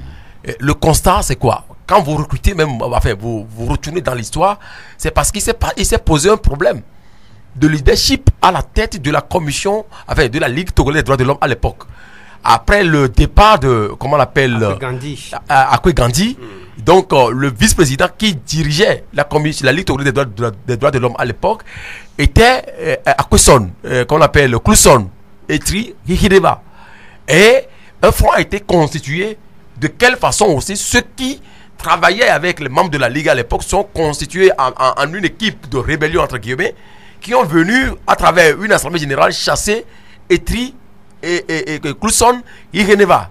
Donc c'est à travers ça que Maître Amadou Yakubu a pris la tête de la commission à la Ligue togolaise des droits de l'homme et par ricochet être ministre des droits de l'homme. Le travail qu'il a fait à la tête. C'était la première fois que sous lui on a créé ce département. Ce département des droits de l'homme était rattaché souvent à plusieurs ministères. Mais il a été le premier ministre de ce département. Oui. Parce que pioché à la tête de la Ligue togolaise des droits de l'homme pour faire un coup. Enfin, il faut quand même dire que. Je rappelle que c'était au niveau de la Chambre de commerce et de l'industrie que l'AG avait eu lieu. Tout à fait. Pour le porter à la tête de cette Ligue-là. Tout à fait. C'était en 2006. Et en dehors, bien avant, lors de la période de transition, ce département existait déjà.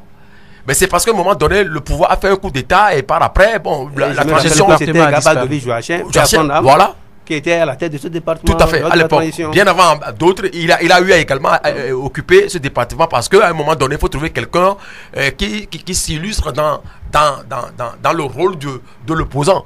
C'est un peu ça l'histoire. Donc le Togo a pris des engagements. Au jour d'aujourd'hui, ça n'a pas été respecté. Les gens ont torturé des gens, les gens ont été accusés de crimes et de sang. Et on a ouvert ce dossier. Aujourd'hui, où en sommes-nous? Rien. Mais c'est les mêmes personnes qui ont chanté sur les toits que si vous voulez les armes, que vous voulez pouvoir aller chercher des armes. Et les mêmes personnes maintenant prennent l'engagement devant la commission des droits de l'homme des Nations Unies à Genève pour dire qu'on va mettre en place maintenant une commission chapeautée par la commission nationale des droits de l'homme, CNDH. Quel rôle a joué la CNDH dans la dernière période? Rien ne m'étonne. C'est là où je dis, on va quand même pas jeter l'eau et le bébé. On attend de voir ce que de toutes les façons, moi je fais une analyse de la situation par rapport à ce qui arrive au PNP. C'est la violation systématiquement des droits. Un parti politique qui est légalement constitué a ses droits et sa mission à jouer dans le pays. Étant attendu que c'est le département, c'est le ministère de la décentralisation qui lui a attribué le récépissé. Maintenant, on n'a plus le droit de tenir même des réunions politiques. Et on pense maintenant modifier la loi sur les manifestations publiques. Comme l'information vient de tomber, ils sont maintenant actuellement en pleine session plénière pour modifier la loi sur les manifestations publiques. Pourquoi? C'est parce que c'est une session extraordinaire. De toutes les façons, ce qui est visé là, moi je vous parle chaque fois, tous les jours que je fais, quand je me retrouve ici, je vous parle de 2020. Tous les calculs qui sont faits aujourd'hui, comment faire pour que Faure Gnassingbé soit encore président en 2020? Au-delà de toutes les considérations, les desiderata et non, on peut vous arrêter, vous emprisonner. Faure Gnassingbé doit être président au-delà de 2020. C'est là le problème. Parce que quelqu'un comme Robert Doucet qui a écrit un livre en dénonçant les dirigeants africains, c'est parce que ce sont eux qui sont les mots dont s'ouvre le continent africain. Le chef de l'État togolais qui a dit même pour que la démocratie s'enracine dans ce pays ou en Afrique, il faut un mandat de 2 ou au plus 3 mandats. Et le même personne veut aujourd'hui être encore candidat pour la 4e fois à briguer la magistrature suprême. Vous comprenez un peu le sens? Donc c'est là où moi je dis ce qui se joue là. Non seulement nous sommes dans une tragédie comédie qui se joue, mais il revient également à un moment donné, malheureusement, ce peuple aussi, je ne sais pas comment le qualifier, qui n'arrive pas prêt à prendre ses responsabilités face à la situation. Qui dit une chose et son contraire à la fois. Et je conclue peut-être en disant... Le peuple souffle trop aussi le martyr, on demande trop au peuple. De toutes les façons, et une fois que vous êtes engagé dans une logique, comme Raymond Aron l'a dit, je le cite, on peut faire une révolution pour instaurer la démocratie, mais jamais démocratiquement la révolution. C'est pour dire, je conclue peut-être sur ce volet-là pour dire que dans un pays où la presse ou les journalistes n'ont plus de considération, n'arrivent plus à jouer leur rôle, c'est parce qu'on préfère soutenir le pouvoir en place. Dans un pays où les droits de l'homme n'ont plus leur raison d'exister, n'ont plus leur raison d'être. Dans un pays où la justice est complètement inféodée et clochardisée, les institutions de la République sont dans les mains d'une seule personne, Je pense qu'à partir de ce moment-là, on ne peut plus parler de la démocratie dans ce pays, mais plutôt de la dictature. Merci Yves Arkeson. Voilà, aujourd'hui, la CNDH quand même a dit, je lève la main, je vais voir ce problème et gérer le problème de torture au Togo, la surpopulation dans les prisons, tout et tout. On torture les gens dans les gendarmeries, dans les commissariats. On va mener des enquêtes là-dessus. Beaucoup hésitent et demandent, mais est-ce que la CNDH peut faire ce travail? Mais on se rappelle quand même de son ancien président Kounté qui a fait un bon travail. Ensuite, il y a le PNP qui crie partout. Mais quand nous organisons des réunions, c'est des problèmes. À Katambara, l'autre jour, quand vous voyez les images, j'espère que vous les avez vues, on a broyé carrément les chaises plastiques sur lesquelles les gens étaient assis. Même des véhicules caillassés. Vous saviez, moi je me perds un peu dans les affaires de mon pays. Le micro ne marche pas toujours? Allô? Allô? Ouais. Allô? Ok. Ah, ok. Je me dis que je me perds des fois dans les affaires de mon pays parce que depuis la nuit des temps, on a créé des commissions et ces commissions n'ont rien fait. C'est pour cela, dans une émission ici, lorsqu'on me disait un choix pour le premier ministre togolais, je proposais le général qui peut gérer ce pays. Parce que le problème togolais, c'est le problème de l'armée. La politique ne peut rien faire. Qui n'a pas donné, qui n'a pas donné aux Togolais les outils nécessaires? On a les outils nécessaires. Nous avons l'Assemblée nationale qui a été ce qu'il est et jusqu'alors. Nous avons aussi les institutions étatiques qui n'ont rien donné. Et de surcroît, ce qui m'a surpris en tant que Togolais, un patriote togolais, j'aime bien mon pays, la CVJR qui a été conduite par je crois un prêtre, un type, évêque de surcroît, un évêque inoffensif. Mais lorsqu'ils ont sorti les affaires de notre armée dans ce pays, malgré les interdictions et l'assurance qu'on avait donnée à toute une nation, on avait cru à cela. Qu'est-ce qui s'est passé? Mais l'armée est sortie en interdisant, et de surcroît sur la télévision nationale. Donc nous sommes commentés dans leur compte. Mais nous sommes dans un pays, je vous le dis, même les intellos qui sont dans le parti au pouvoir nous donnent des fois des signaux que nous savons. Trimois l'a dit. Ce problème, c'est pas un problème d'intelligence, c'est pas un problème politique, mais c'est un problème de l'armée. Trimois l'a dit sans le savoir. C'est ça ce que je dis. Trimois aujourd'hui. S'il te plaît, Yves. Ouais? Quand on parle de Trimois, quelque part, est-ce que c'est un signe annonciateur que Trimois est en train de lancer à la population pour l'aider à savoir que ce sera l'issue, ou bien Trimois veut effrayer la population? C'est l'un ou l'autre? Non, mais vous saviez, en politique, tout est possible. Peut-être Trimois a des objectifs ou bien des intentions cachées. Peut-être, je ne sais pas, parce que le Togo, tout peut arriver. C'est pourquoi je me dis, s'il y a des lois qui sont votées aujourd'hui, je me demande, est-ce quelqu'un connaît l'avenir de ce pays? Mais si le pouvoir changeait demain, qui peut accepter ça comme loi? C'est ça ce que moi je me demande chaque fois. Est-ce que si le pouvoir changeait demain, les droits de l'homme ou bien ceux qui frustrent la population seront acceptés comme des héros? C'est ça ce que nous allons dire. Mais essentiellement, nous savions qu'il y avait des victimes et aujourd'hui ça continue. Les gens meurent à coups de fusil ou bien des armes payées par cette nation. Mais là, tout le monde est frustré. Comment est-ce que nous allons faire maintenant pour résoudre ce problème, pour donner confiance à cette nation, à son armée et tout ce qui nous entoure, aux institutions? Si ça va de mal en pire, je vous assure que nous sommes dans un pays, les gens sont résignés, mais je vous assure que si vous chassez des hommes lorsque le jeu devient sans issue, mais le chasseur devient gibier.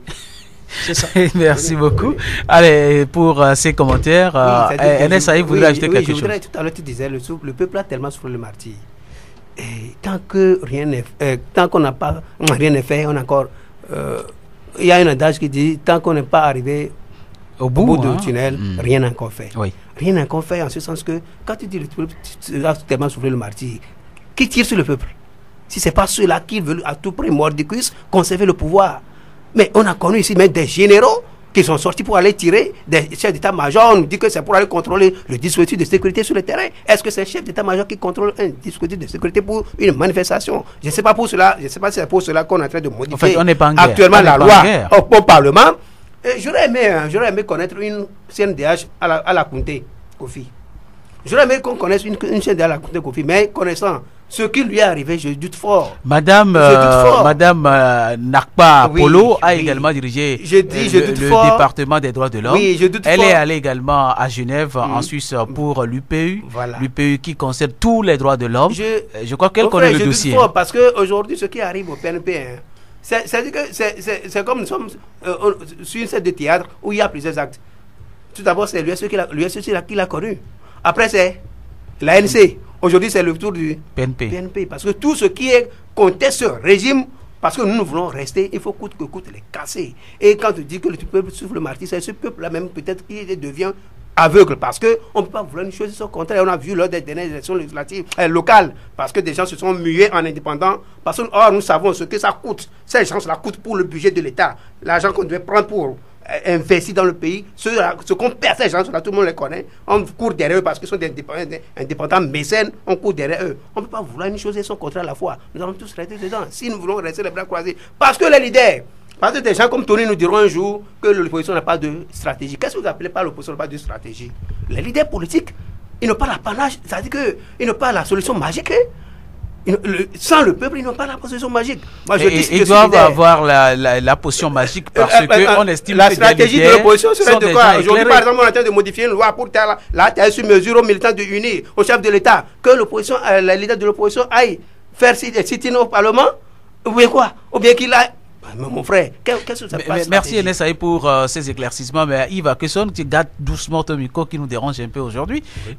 On a l'impression qu'il y a un traitement d'injustice par rapport aux manifestations au Togo.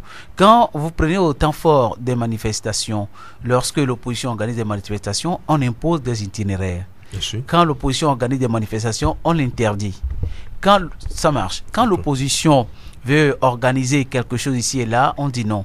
Mais dans la même semaine ou dans la même journée, on peut autoriser le parti Unir à marcher dans un autre coin de la ville, bien encadré, et pour dire merci peut-être à une réalisation du parti.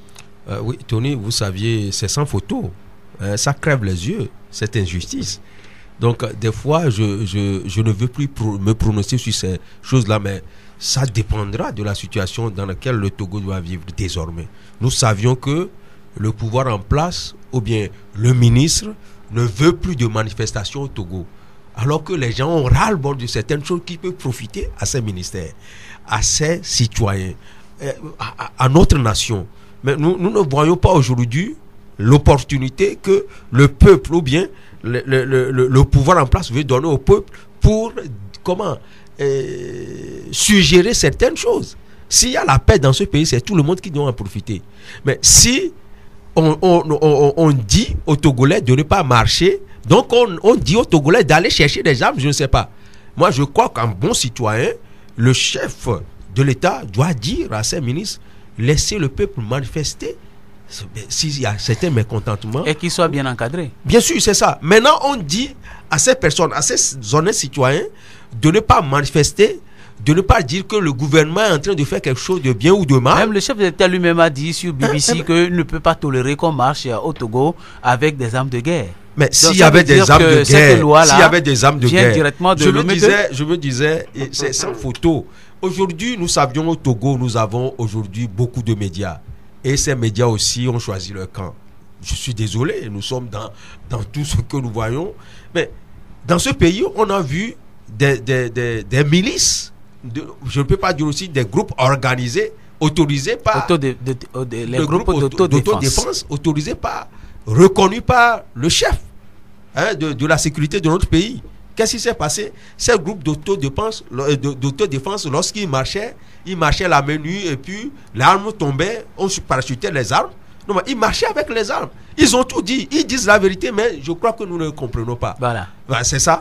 Ils disent qu'il y a des armes, mais ils n'ont qu'à aller chercher là où il y a des armes. Parce que nous connaissons ces groupes-là. Mais aujourd'hui, le Togo doit être un pays de paix. Si nous voulons la paix, la paix ne se négocie pas. Mais les citoyens togolais, les honnêtes citoyens togolais, ils sont là. D'un seul coup, on vous dit, votre frère a été fusillé. Eh bien, qu'est-ce qu'il a fait? Nous ne sommes pas dans les Faroes au Togo. Mais ça se fait ainsi. Mais si on nous interdit dans ce pays, ceux-là qui croient qu'en interdisant les marches, doivent trouver la solution, ils n'ont qu'à savoir que l'homme, dans son entièreté, personne ne peut le cerner. Les citoyens togolais, dans leur entièreté, personne ne peut les cerner parce que nous sommes ici dans le mois d'août, je crois qu'il y a de cela 2 ans, mais quelqu'un s'est levé quelque part, Tipi Achadam, et tout le monde s'est surpris. Même les chefs de partis d'opposition étaient surpris de ce temps. Mais qu'est-ce qui s'est passé? Il a encore donné la flamme de la révolution togolaise. Oui. Mais qui nous dit que demain, lorsqu'on nous dit ne marchez plus, les gens ne doivent plus marcher avec les guitares, ils doivent marcher peut-être avec les armes. C'est ça qu'ils veulent? Moi, je ne sais pas. Mais nous croyons qu'en tant que Togolais, des honnêtes Togolais, nous voulons la paix dans ce pays. Je crois que ceux qui marchent pacifiquement aiment ce pays, mais ceux qui veulent que les gens marchent avec les armes, parce qu'ils nous ont dit, si vous voulez le pouvoir, allez chercher des armes. Si ceux-là qui sont tapés dans l'ombre, ce n'est pas l'intention. Non, c'est pas l'intention. Je cite les personnes qui l'ont dit. Tu peux citer, s'il te plaît. Je cite les personnes qui l'ont dit. C'est dangereux la communication que certains ministres se prennent en charge. La parole, permettez-moi de continuer mon travail. En exclusivité depuis l'Assemblée nationale, en exclusivité, modification apportée à l'article 9.1.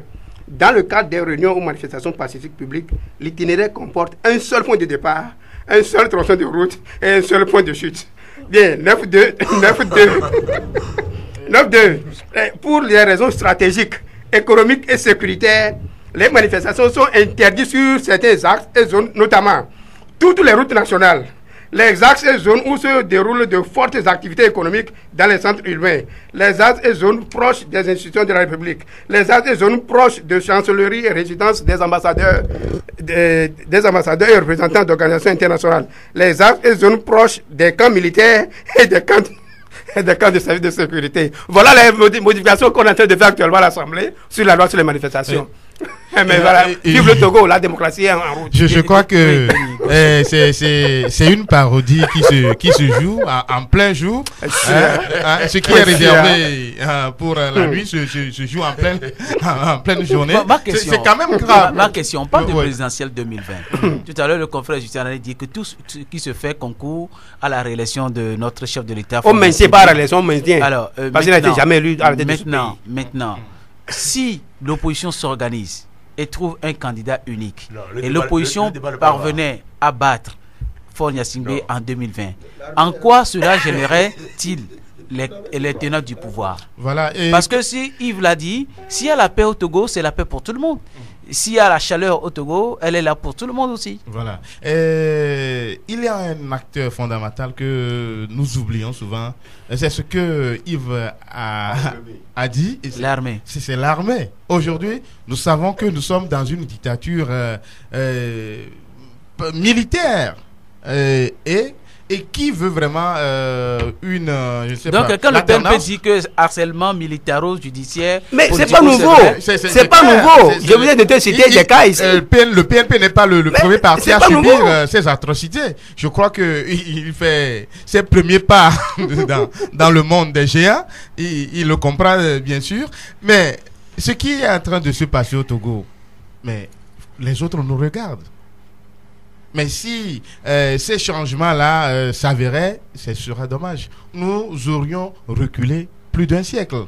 Aujourd'hui, on parlait de la torture tout à l'heure, c'est que vous l'avez dit, Monsieur Nguélé, lui, il est le responsable zone Afrique du comité de lutte contre la torture. Lui, il a été clair dans ses propos. Nous avons le son qu'on a passé l'autre jour. Lui, il disait que le Togo, ça n'a pas avancé. Voilà, c'est lui qui dit par exemple que pour des pièces réservées à 4 personnes, il se retrouve jusqu'à 25. Et quand dans ces conditions-là, on ne cherche pas à faire les choses, à améliorer les choses, mais le peu de liberté que les gens ont, on cherche à restreindre, mais c'est quand même, ça ne se passe nulle part ailleurs, qu'il y a des axes sur lesquels on ne peut pas faire la manifestation. À quoi bon alors de manifester? Je crois que qu'on crée de grands champs désormais, quand on nommera peut-être des champs de manifestation, et là, quand vous avez une manifestation, on vous déverse là-bas, vous faites votre manifestation désormais, dans ces champs-là. Voilà, on comprendrait mieux. Dans les Sinon, rizières, comme Maintenant, tu as chuté? Non, pas encore. Mais ce qui est grave.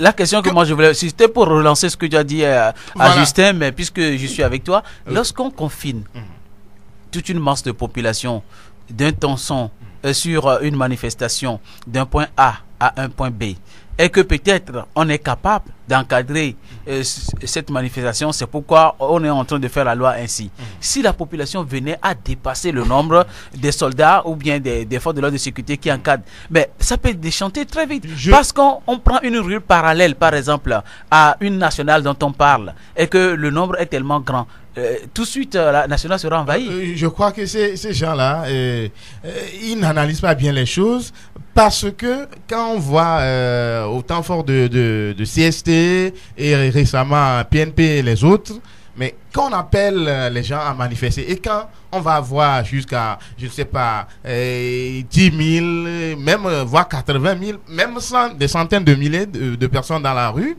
mais quelle ruelle peut contenir ces gens-là? Donc c'est des gens qui font des choses juste pour, je ne sais pas...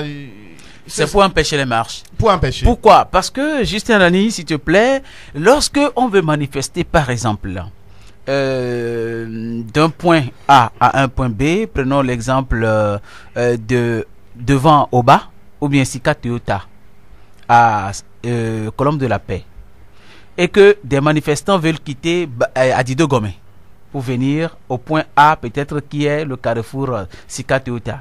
Des gens qui doivent quitter Toglekope ou Agoué pour allier ce point A. Est-ce que ces gens vont voler dans le ciel? Je crois qu'ils vont se transformer en oiseaux. Ils vont voler dans le ciel. Ils vont se transformer parce en que oiseaux quand ces gens vont commencer par prendre la nationale numéro 2 pour venir à un point, on va dire non, vous ne pouvez pas aller. Donc, c'est pour interdire les marches. Je me pose la question de savoir si on a des gens intelligents. Non, mais il faut quand même relever que ce qui se passe là doit nous amener à réfléchir plus. Et c'est pas nouveau. Chacun de nous peut-être l'a relevé dans les développements tout à l'heure. Quand vous regardez un peu dans le rétroviseur, dans les dernières périodes, le pouvoir a tenté d'imposer donc un tel système. Vous sortez d'Agoué, vous allez à la manifestation en ville, peut-être le point de regroupement ou le point de départ, c'est Décon ou c'est Begapoto. Maintenant, quand vous sortez avec votre tenue, peut-être vous êtes en rouge, on vous bastonne. Vous êtes en groupe, vous passez à pied. Donc on vous bastonne.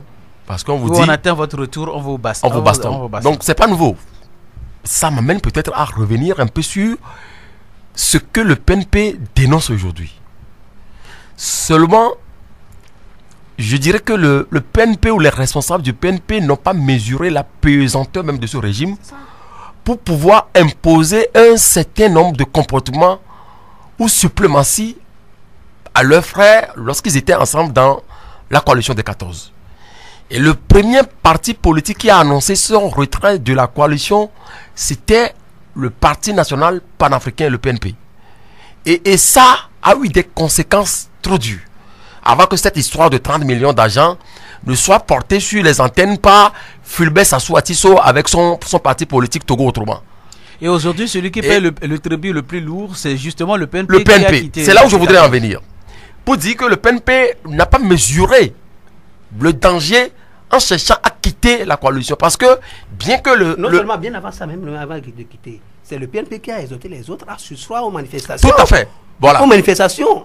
Et surtout, à apprécier à 84% l'application des revendications, des recommandations de la vous permettez, d'où mon analyse. Entre-temps, Justin, vous vous rappelez sur la plateforme, celle des journalistes, je disais que finalement, je ne comprenais plus l'attitude où va le PNP. Tout à fait. Puisque je me rappelle encore, c'est parce qu'on n'a pas voulu en parler en son temps. Oui. Pour ne pas frustrer. J'enquêtais ou j'investiguais sur un sujet donné. Je me suis tombé sur cette information. Au cours d'une réunion à laquelle avait pris part M. Jean-Pierre Fabre, avec son titre à l'époque, chef de file de l'opposition, lui et Mme Adjamagbo, avec certains du groupe, notamment M. le député Targon,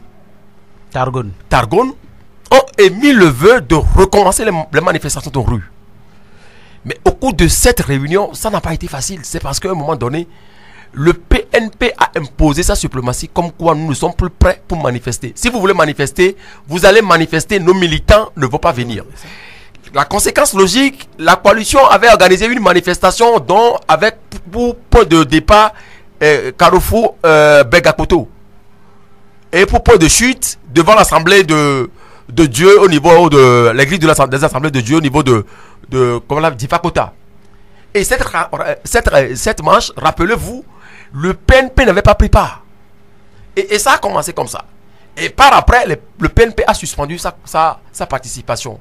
Peut-être si c'était des menaces également proférées contre le PNP peut se réserver. Hein? Non. Le feu président, dictateur ou non, je ne saurais le dire, a l'habitude de dire que si nous sommes divisés, l'ennemi s'infiltre dans nos rangs pour nous exploiter. Je crois même on l'a chanté. L'hymne national. L'ancien hymne du Togo sous la dictature. Voilà. Sous le régime unique. Et c'est une citation qui plaît tellement à Yadema. Feu Yadema. Si nous sommes divisés, l'ennemi s'infiltre pour nous exploiter. Donc, c'est ce qui a entamé la mobilisation. Voilà. Et qui fait que beaucoup. C'est-à-dire que le peuple a demandé, les populations ont demandé le maintien des manifestations et de la mobilisation. Rester en groupe, ça n'a pas été le cas. La conséquence aujourd'hui, par rapport à ce qui se passe, je vais chuter. Mais rappelez-vous qu'au l'heure de la transition, vous connaissez le ministre Amefia, l'ancien ministre Amefia. Je ne connaissais pas si il a occupé le portefeuille du plan où je ne me rappelle plus. Il est sorti de son bureau à 17h30. Il a été pourchassé par les militaires dans la rue de Lomé. Rappelez-vous, n'oubliez pas. C'était lors de la transition. Un ministre sort du bureau, il a été pourchassé. C'est comme tout ce qu'on voit dans les films là. Il court dans les ruelles. Tu vas trop loin. Celui-là qui aujourd'hui introduit des lois pour interdire les manifestations, M. Boukpessi, d'où il sort? C'est de la transition. Et le régime, ce qu'il avait avec ce régime, tout le monde le sait. Aujourd'hui, c'est ces gens-là qui s'acoquinent pour nuire aux Togolais. On connaît tout ça. Je ne voudrais pas m'arrêter là. Après la présidentielle de 2010, où M. Jean-Pierre Fabre manifestait, réclamait sa victoire, au lendemain de la présidentielle de 2010, qu'est-ce qu'on a vu? Mais il était empêché de ne pas sortir de chez lui. Quand il sort, c'est rodéo dans la ville de Lomé. C'est de coup par un capitaine. Oui. Le capitaine Agwenda. Donc, ça, je rappelle tous ces éléments-là pour vous dire tout simplement que c'est le professeur Togo Ata qui a l'habitude de dire que nous sommes dans une démocrature. Oui. C'est-à-dire qu'on fait semblant de mettre les institutions de la République en place. Aujourd'hui également, il est sorti de son carcan, il dit de son ombre, de son silence, il dit « Je voudrais inviter le PNP à arrêter son esprit de leadership avec l'ANC. » Cela plombe l'opposition togolaise. C'est ce qui s'est passé. Parce qu'à un moment donné, quand vous écoutez ce qui se passe sur les plateformes, on ne peut pas tout raconter aux auditeurs. Mais je vous en prie. Donc, c'est pour dire tout simplement qu'aujourd'hui, chacun doit faire ce qu'on appelle, c'est pas une fine analyse de la situation. Oui, une expression pour dire où allons-nous. Moi, je dis, et je le répète, l'enjeu qui se joue aujourd'hui, qu'on le veuille ou non, c'est 2020. Vous savez ce qui se passe dans l'administration, vous êtes dans quel parti politique. Si vous n'êtes plus avec nous, peut-être que vous ne pouvez plus continuer. Même dans les secteurs, comment on l'appelle, dans les sociétés privées, tu es avec nous, mais tu n'es pas avec nous. Et vous allez voir que les jeunes qui sont sortis de cette histoire de Provenate là, c'est l'adhésion dans le parti uni. C'est-à-dire que, tel que ça commence là, on n'est pas sûr de ce qui va se passer. Je suis en disant ceci. Vous voyez, dans les pays où les gens, par quel manger ou par quelle alchimie, voilà. Merci beaucoup de me prêter les mots. Après analyse, on trouvait que mais il faut aller chercher des âmes. C'est parce qu'on nous le dit ici qu'on va aller chercher des âmes. Mais je rappelle également qu'au cours de la transition, lorsqu'on approchait certains de ces leaders-là, certains ont été assassinés, d'autres ont fui le pays, certains ont mis le vœu d'aller chercher des âmes. Et d'autres ont dit non, on ne peut pas chercher des âmes face à une dictature parce qu'ils sont prêts pour massacrer. Et continuons pas à mobiliser la population qu'arrivé un moment, on va obtenir la lutte. Mais le constat qui est fait aujourd'hui, le pouvoir de Lomé déplace le débat politique. Puisqu'en réalité, il n'y a plus de politique aujourd'hui au Togo. Non, rien. Puisque le débat politique dans une démocratie se joue au niveau du Parlement. Vous apportez les lois, on amende, on est contre, ainsi de suite, voilà. Et on engage des débats politiques sur les médias. Et c'est ça la vie politique d'une nation. Aujourd'hui, nous sommes en présence d'une caisse d'enregistrement. Caisse d'enregistrement, et on est bloqué. Dans un pays, là où se situe le danger aujourd'hui, pour citer, lorsque vous vivez comme les grands politiques, dans leur livre, ils l'ont écrit, lorsque le débat politique n'est plus de mise dans un pays, ce pays-là est en danger. C'est-à-dire que ce que je dis, on ne va plus prendre ça en compte. Ma seule solution qui me revient, c'est d'aller chercher ce qui ne peut pas régler le problème dans les médias, mais à long terme. Je ne veux pas abonder dans le même sens que Trimois. Voilà, pour dire que si vous voulez le pouvoir, il faut aller chercher des armes. Parce que progressivement, vous voyez sur la loi de manifestation, on vous dit, vous n'avez plus le droit de manifester. Mais on vous dit que vous êtes en démocratie. Si vous êtes en démocratie, vous ne pouvez manifester, exprimer votre ras-le-bol par rapport à une situation donnée. À un moment donné, j'encaisse.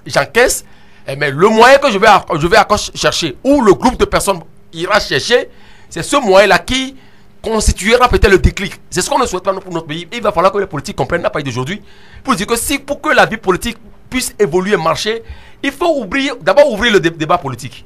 Donner la chance aux citoyens d'exprimer leur ras-le-bol face à une situation donnée. Je pense que c'est capitaliste. Autre modification, comme nous sommes en direct du Parlement, autre modification, article 17, les réunions ou les manifestations pacifiques sur la voie publique et dans les lieux publics ne peuvent se tenir avant 11 h et au-delà de 18 h.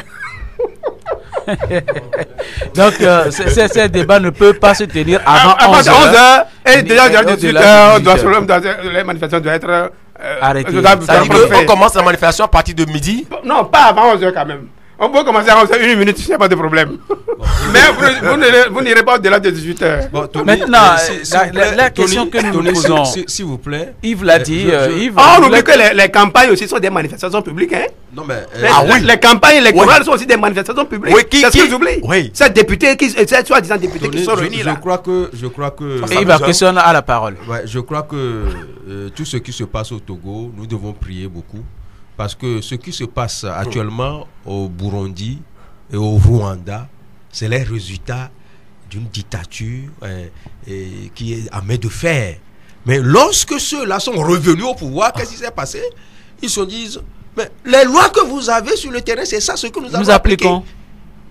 Et les gens ne croient pas à cela. Aujourd'hui, qu'il y a de la dictature ici, un peu partout, les gens ont dit, mais ces lois, c'est toi. C'est vous qui l'avez écrit. Pourquoi vous nous accusez aujourd'hui? Même au Zimbabwe, voilà. Nangagwa refuse de toucher à quelque chose. Il exerce et applique directement la loi de Mugabe. Voilà. Donc c'est ça ce qui se passerait si nous ne changeons pas de comportement. Le Togo nous appartient à tous. C'est ça la réalité. Parce qu'aujourd'hui, on dit que ces lois, c'est taillé sur mesure pour quelqu'un ou pour ceux-là qui imagineront être candidats un jour. C'est pour cela qu'on est en train de le faire. Mais si le pouvoir changeait demain, dans ces pays, personne n'imaginait que les Abiyarimana même aujourd'hui, les Paul Kagame, les Paul Kagame viendraient prendre le pouvoir. Les gens ne pensaient c'est des rebelles sortis de la brousse. Voilà. Mais c'est ça ce que je dis. C'est la carte qui est en train de se faire. Moi, je ne souhaite pas la guerre pour mon pays, bien sûr. Mais lorsque vous chassez les gens sur la rue, vous les arrangez où? C'est dans les forêts. Ils se constituent là-bas. Lorsqu'ils vont sortir, ils vont accepter les rues que vous voulez. Et puis ils vont sortir avec quoi? Ce ne sont pas avec des guitares. Donc c'est pour cela que je me dis, si nous faisons des lois, pensons à demain. Si le pouvoir changeait demain, est-ce que nous allons accepter ces lois-là? Je crois que vous avez tous répondu à cette question. Aujourd'hui, on sait qu'on n'a pas un pouvoir. C'est la dictature qui revient au galop. On n'a pas de démocratie. C'est la dictature qui revient au galop. Un régime militaire. Vous avez tous reconnu cela. Et la taxe d'habitation qui fait grincer aussi des dents. Et par la même occasion, il y a des détournements de masse sous nos yeux. On parle de ce chantier de la route Lomé-Vaughan-Enfoin. La qualification à la CAN, vous vous rappelez, 2013. Vous vous rappelez, 2017. Ben, finalement, on ne comprend plus qui est qui, Denis Gossou. Là, on détourne assez d'argent. Maintenant, on demande aux pauvres contribuables togolais de payer des taxes d'habitation. Ce sont là des caractéristiques d'un pouvoir dictatorial que vous venez d'énumérer. Quand nous sommes dans un pays où tout le monde fait ce qui lui passe par la tête. On convoque des ministres. Et mieux, on parle de 17 milliards détournés par 3 personnes. Par 3 ou... Et beaucoup d'analystes togolais observateurs disent que non. On parle de milliards là. Voilà. 1 milliard, ça fait 1000 millions. Voilà. 1000 millions. On ne peut pas dire que et 3 personnes se sont rassemblées pour prendre 17 milliards. 17 milliards, vous savez, je ne te coupe pas la parole. Oui. Combien de personnes ont détourné les 26 milliards de la route Lomé-Vogan? Une personne. Et alors? Bah, enfin, pas une personne. C'est un groupe de personnes. Et alors? Un groupe de personnes, c'est combien? Est-ce que tu le sais? Non, alors que là on n'a pas donné le nombre. Ici on nous parle de 3 personnes avant. Écoutez, ici, on parle en comptabilité de passer les écritures quand même. 17, et qu'on parle de l'OTR là. Voilà. Donc c'est pourquoi les gens pensent que c'est des menus frétins qu'on est en train de présenter. Et effectivement, quand on cite dans cette affaire là des transitaires. Et je ne sais pas comment un transitaire peut détourner, peut faire partie des gens qui ont déduit à 17 milliards s'il n'a pas une complicité plus élevée. Ce n'est pas bon, je ne sais pas. Le transitaire n'est pas un agent direct je crois de l'OTR. Comment? Et voilà, comment lui, il a pu fait partir d'une équipe qui a détourné plus de 17 milliards. Ça veut dire que les gens... Non, même si on est commissionnaire agréé en douane, on ne peut pas détourner 17 milliards de l'État. Voilà, et pire encore, ce que l'amende. Mon frère Jenny, il y a des transitaires qui sont au niveau de l'administration publique aussi. Je ne sais pas si c'est des transitaires de l'État ou bien c'est des transitaires privés. Sinon, il y a aussi des transitaires qui sont des fonctionnaires. Voilà. Peut-être c'est deux qu'on parle. Hein? Voilà. On ne sait pas, mais quand le juge qui était au devant de cette affaire, quand on sait qu'il a voulu auditionner dans le temps, je crois que c'est depuis 2015, quand il a voulu auditionner, je ne sais pas, les chefs même, mais il a été dessaisi du dossier. Mais ça veut dire quelque chose. Pourquoi on ne lui a pas laissé la main pour faire proprement ce qu'il devait faire? À ce moment, on n'avait pas créé Aplusia. Merci. Et quand les gens, on va gérer le temps autrement. Chacun affirme reconnaître juste 8 millions.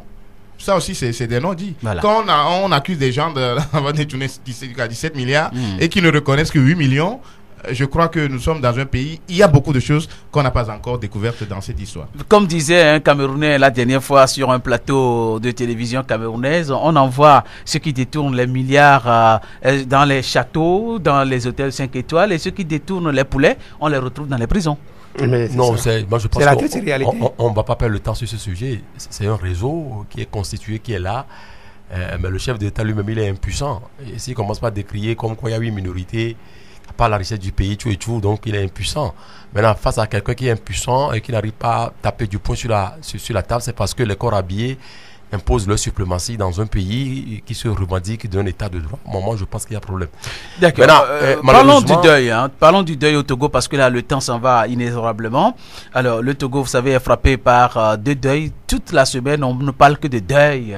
Surtout le 5 août dernier, on ne parle que donc des décès. Nous avons perdu Papa Redjuto, que vous connaissez presque tous parce que tous les Togolais le connaissent. Mais nous parlons également de Senaya Kofi, qui est Jimmy Hope, qui est décédé, et le chef de l'État a tweeté pour dire que qui rend hommage à cet ami.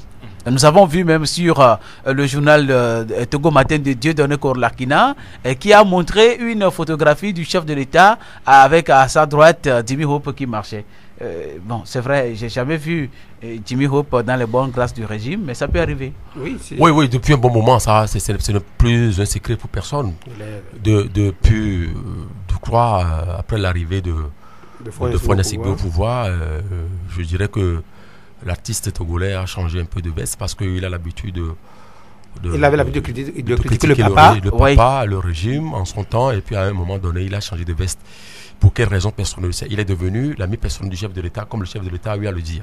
La plupart des tableaux qui ont été, positionnés un peu partout dans la ville, et même quand vous prenez le mur au niveau de Colombe de la Paix, qui est... En descendant vers Amoutiébé. Non, pour Amoutiébé, c'est Treka. C'est Treka qui en est l'auteur. Bon, donc c'est pour l'aéroport que Jimmy Hope, voilà.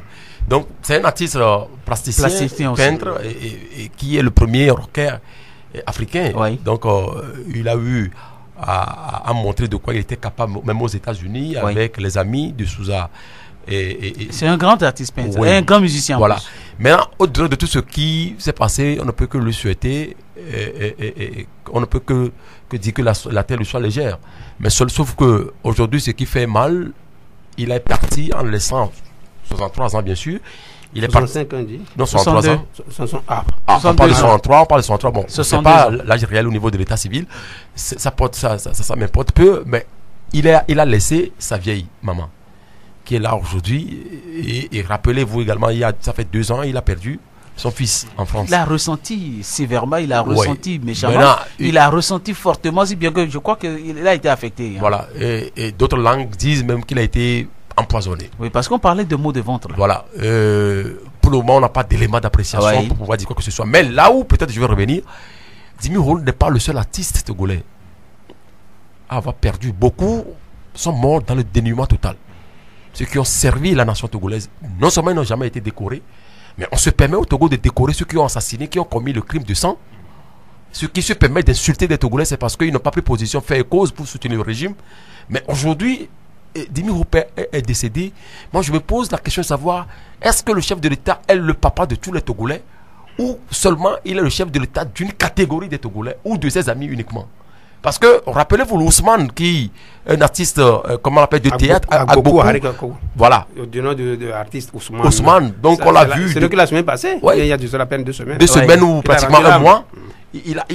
Dans le dénuement total, dans les dernières périodes, voyez-vous, vous prenez aujourd'hui les footballeurs qui ont fait la pluie, le beau temps pour ce pays. Les Nibalo Ake. Ils sont pleins, mais il faut les emmener. Il y en a qui sont des gardiens de cimetière. Voilà, il faut les emmener. Ils sont pleins, ils n'ont pas de boulot. C'est-à-dire que ces gens-là, il faut quand même penser à eux. Il ne faut pas attendre que lorsqu'ils décèdent. Et ça m'amène également peut-être à parler du cas de l'artiste Rasli, qu'un conducteur de véhicule de Bouddha a ramassé le dimanche dernier. Et aujourd'hui, il est hospitalisé. Il est entre la vie et la mort. Voilà, sa moto est complètement endommagée. Et au même moment, on se pose la question de savoir dans quel pays nous sommes, dans quel pays nous vivons. Voilà, autant d'éléments sur lesquels merci pour 4 minutes que nous avons. Je pense que ce n'est que partie remise. On aura le temps de revenir sur 2 sujets. Oui, mais que dire également de Papa Rediotor, cher confrère NSAI? Papa Rediotor qui est connu de tous les Togolais. Oui, Papa Rediotor, on l'a connu d'abord dans l'émission Bonsoir le Togo, qui passait sur le Radio Lomé le jeudi à 20h. Et où on suivait les. C'était mercredi dans le temps. Mercredi dans le temps, après c'est passé à jeudi. Oui. On suivait les sketchs de Kokou Vito et d'Azé Kokovina. Après, c'est l'émission Minamia de Mejaka sur Radio Lomé. Dans la mi-journée. Oui, dans la mi-journée, sincèrement. Et tout le monde et tout le Togo était câblé. C'est quelqu'un qui a une voix tellement radiophonique. Et quand il est à l'antenne, même depuis l'Europe, les gens appellent. Je dis, pour des gens comme ça, on ne peut pas faire valoir. Tout à l'heure, on parlait de la culture avec notre confrère Atafoli. Et je mettais des doutes.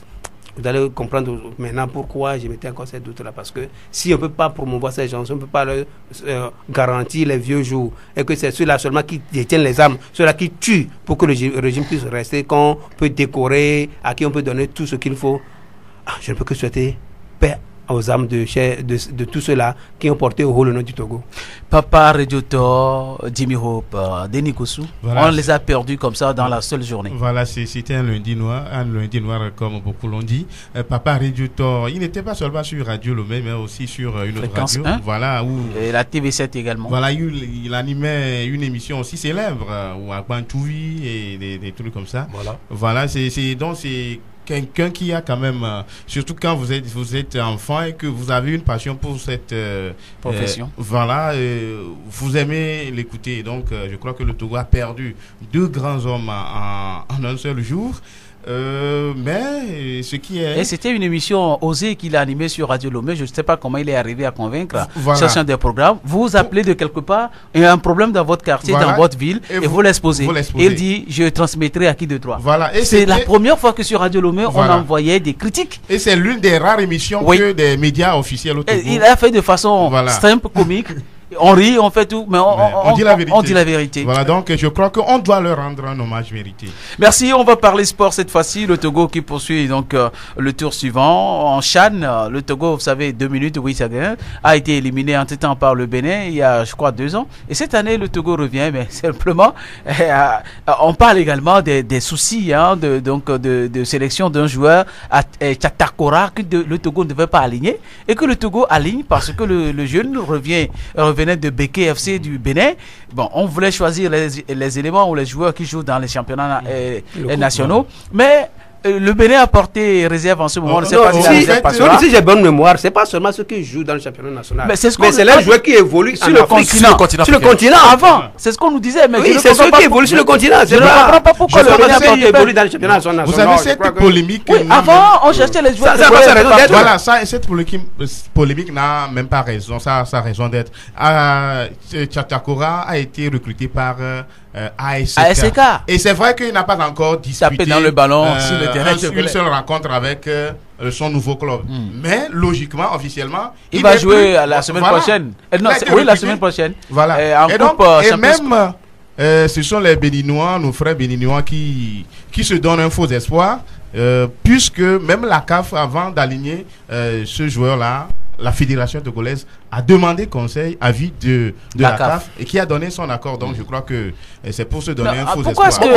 Je pense même que le débat n'est plus là. Pourquoi est-ce qu'en matière de football, les Béninois, ils nous prennent comme si nous étions des ennemis, pas des adversaires là. Apparemment, depuis un moment, ils ne veulent plus que les Togolais gagnent parce que le Togo les a trop matés en temps. Nous avons gagné sportivement, on est rentré chez nous.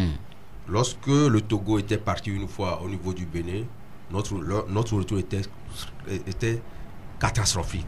Il y avait eu beaucoup de blessés et autres là. Donc il faut que les amis béninois aient pitié de nous. Lorsque nous les gagnons, il faut qu'ils acceptent sportivement. Sinon en matière de football réellement, si le Togo est supérieur à eux, ce n'est pas à nous de le dire. Mais les résultats sont là. Les résultats sont là. Lorsqu'ils gagnent le Togo, c'est l'exploit qu'ils ont fait. Ils sont très contents. Ils ne peuvent pas se mesurer au Togolais. C'est une réalité. Non, et devant le Togo maintenant, c'est le Nigeria qui se dresse. C'est un ogre, c'est un colosse, c'est une équation difficile. C'est là où je voudrais en venir, puisque j'ai suivi le match le dimanche dernier à Lomé.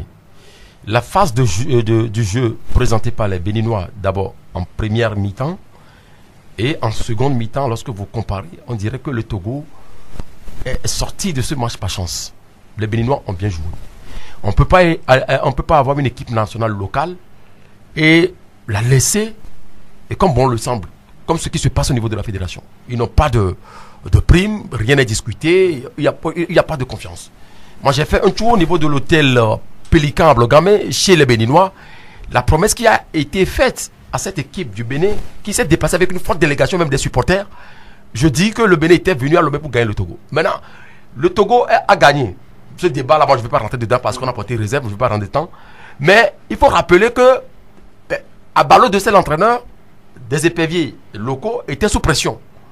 Parce qu'il a été averti que s'il n'arrivait pas à gagner ce match-là, donc c'est la porte.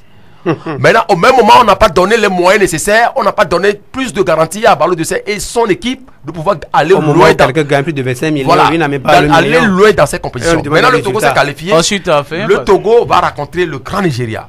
Est-ce qu'on va encore rester dans l'impréparation, dans tout ce qu'on a connu la fois dernière? Avec un fond de jeu bizarre. Voilà, qu'on a présenté la fois dernière pour aller affronter le Nigeria. C'est là le débat. Abalo Dossé jette des fleurs à Claude Leroy, qui l'a aidé à gagner ce match. Bon, je sais pas ce qu'il a appliqué aussi. Lui, bon, je sais pas. C'est un langage diplomatique. Oui, diplomatique. Peut-être c'est un langage footballistique. Bon, Tony, je t'informe que dans le cadre de la fête au Donchou, Gaïa Football Club de Garanvé allait discuter match de football avec Gaïa Football Club d'Avete le samedi passé. Wow. Score 0-0 à ce moment. Waouh! Allez, merci Denis Gossou d'être passé. Ça fait vraiment plaisir de te revoir. Merci, c'est un plaisir de revenir vous voir aussi. Merci Yvan Kesson. Merci Tony. Merci Anessaï. Merci Tony, merci à tous les auditeurs, merci à toutes les auditeurs. Merci Justin Anani. Merci Marcel et merci à tous ceux qui nous ont suivis. On va dire merci également à Tafoli qui est venu donner des informations et merci également à la délégation de l'ANC qui est venue remercier ses électeurs. Et Mathias a assuré la mise en onde au micro Tony Marcel. Au revoir. Rediffusion ce soir à partir de 22h et mercredi prochain on se pince encore pour notre aventure. Mixtape Messiah.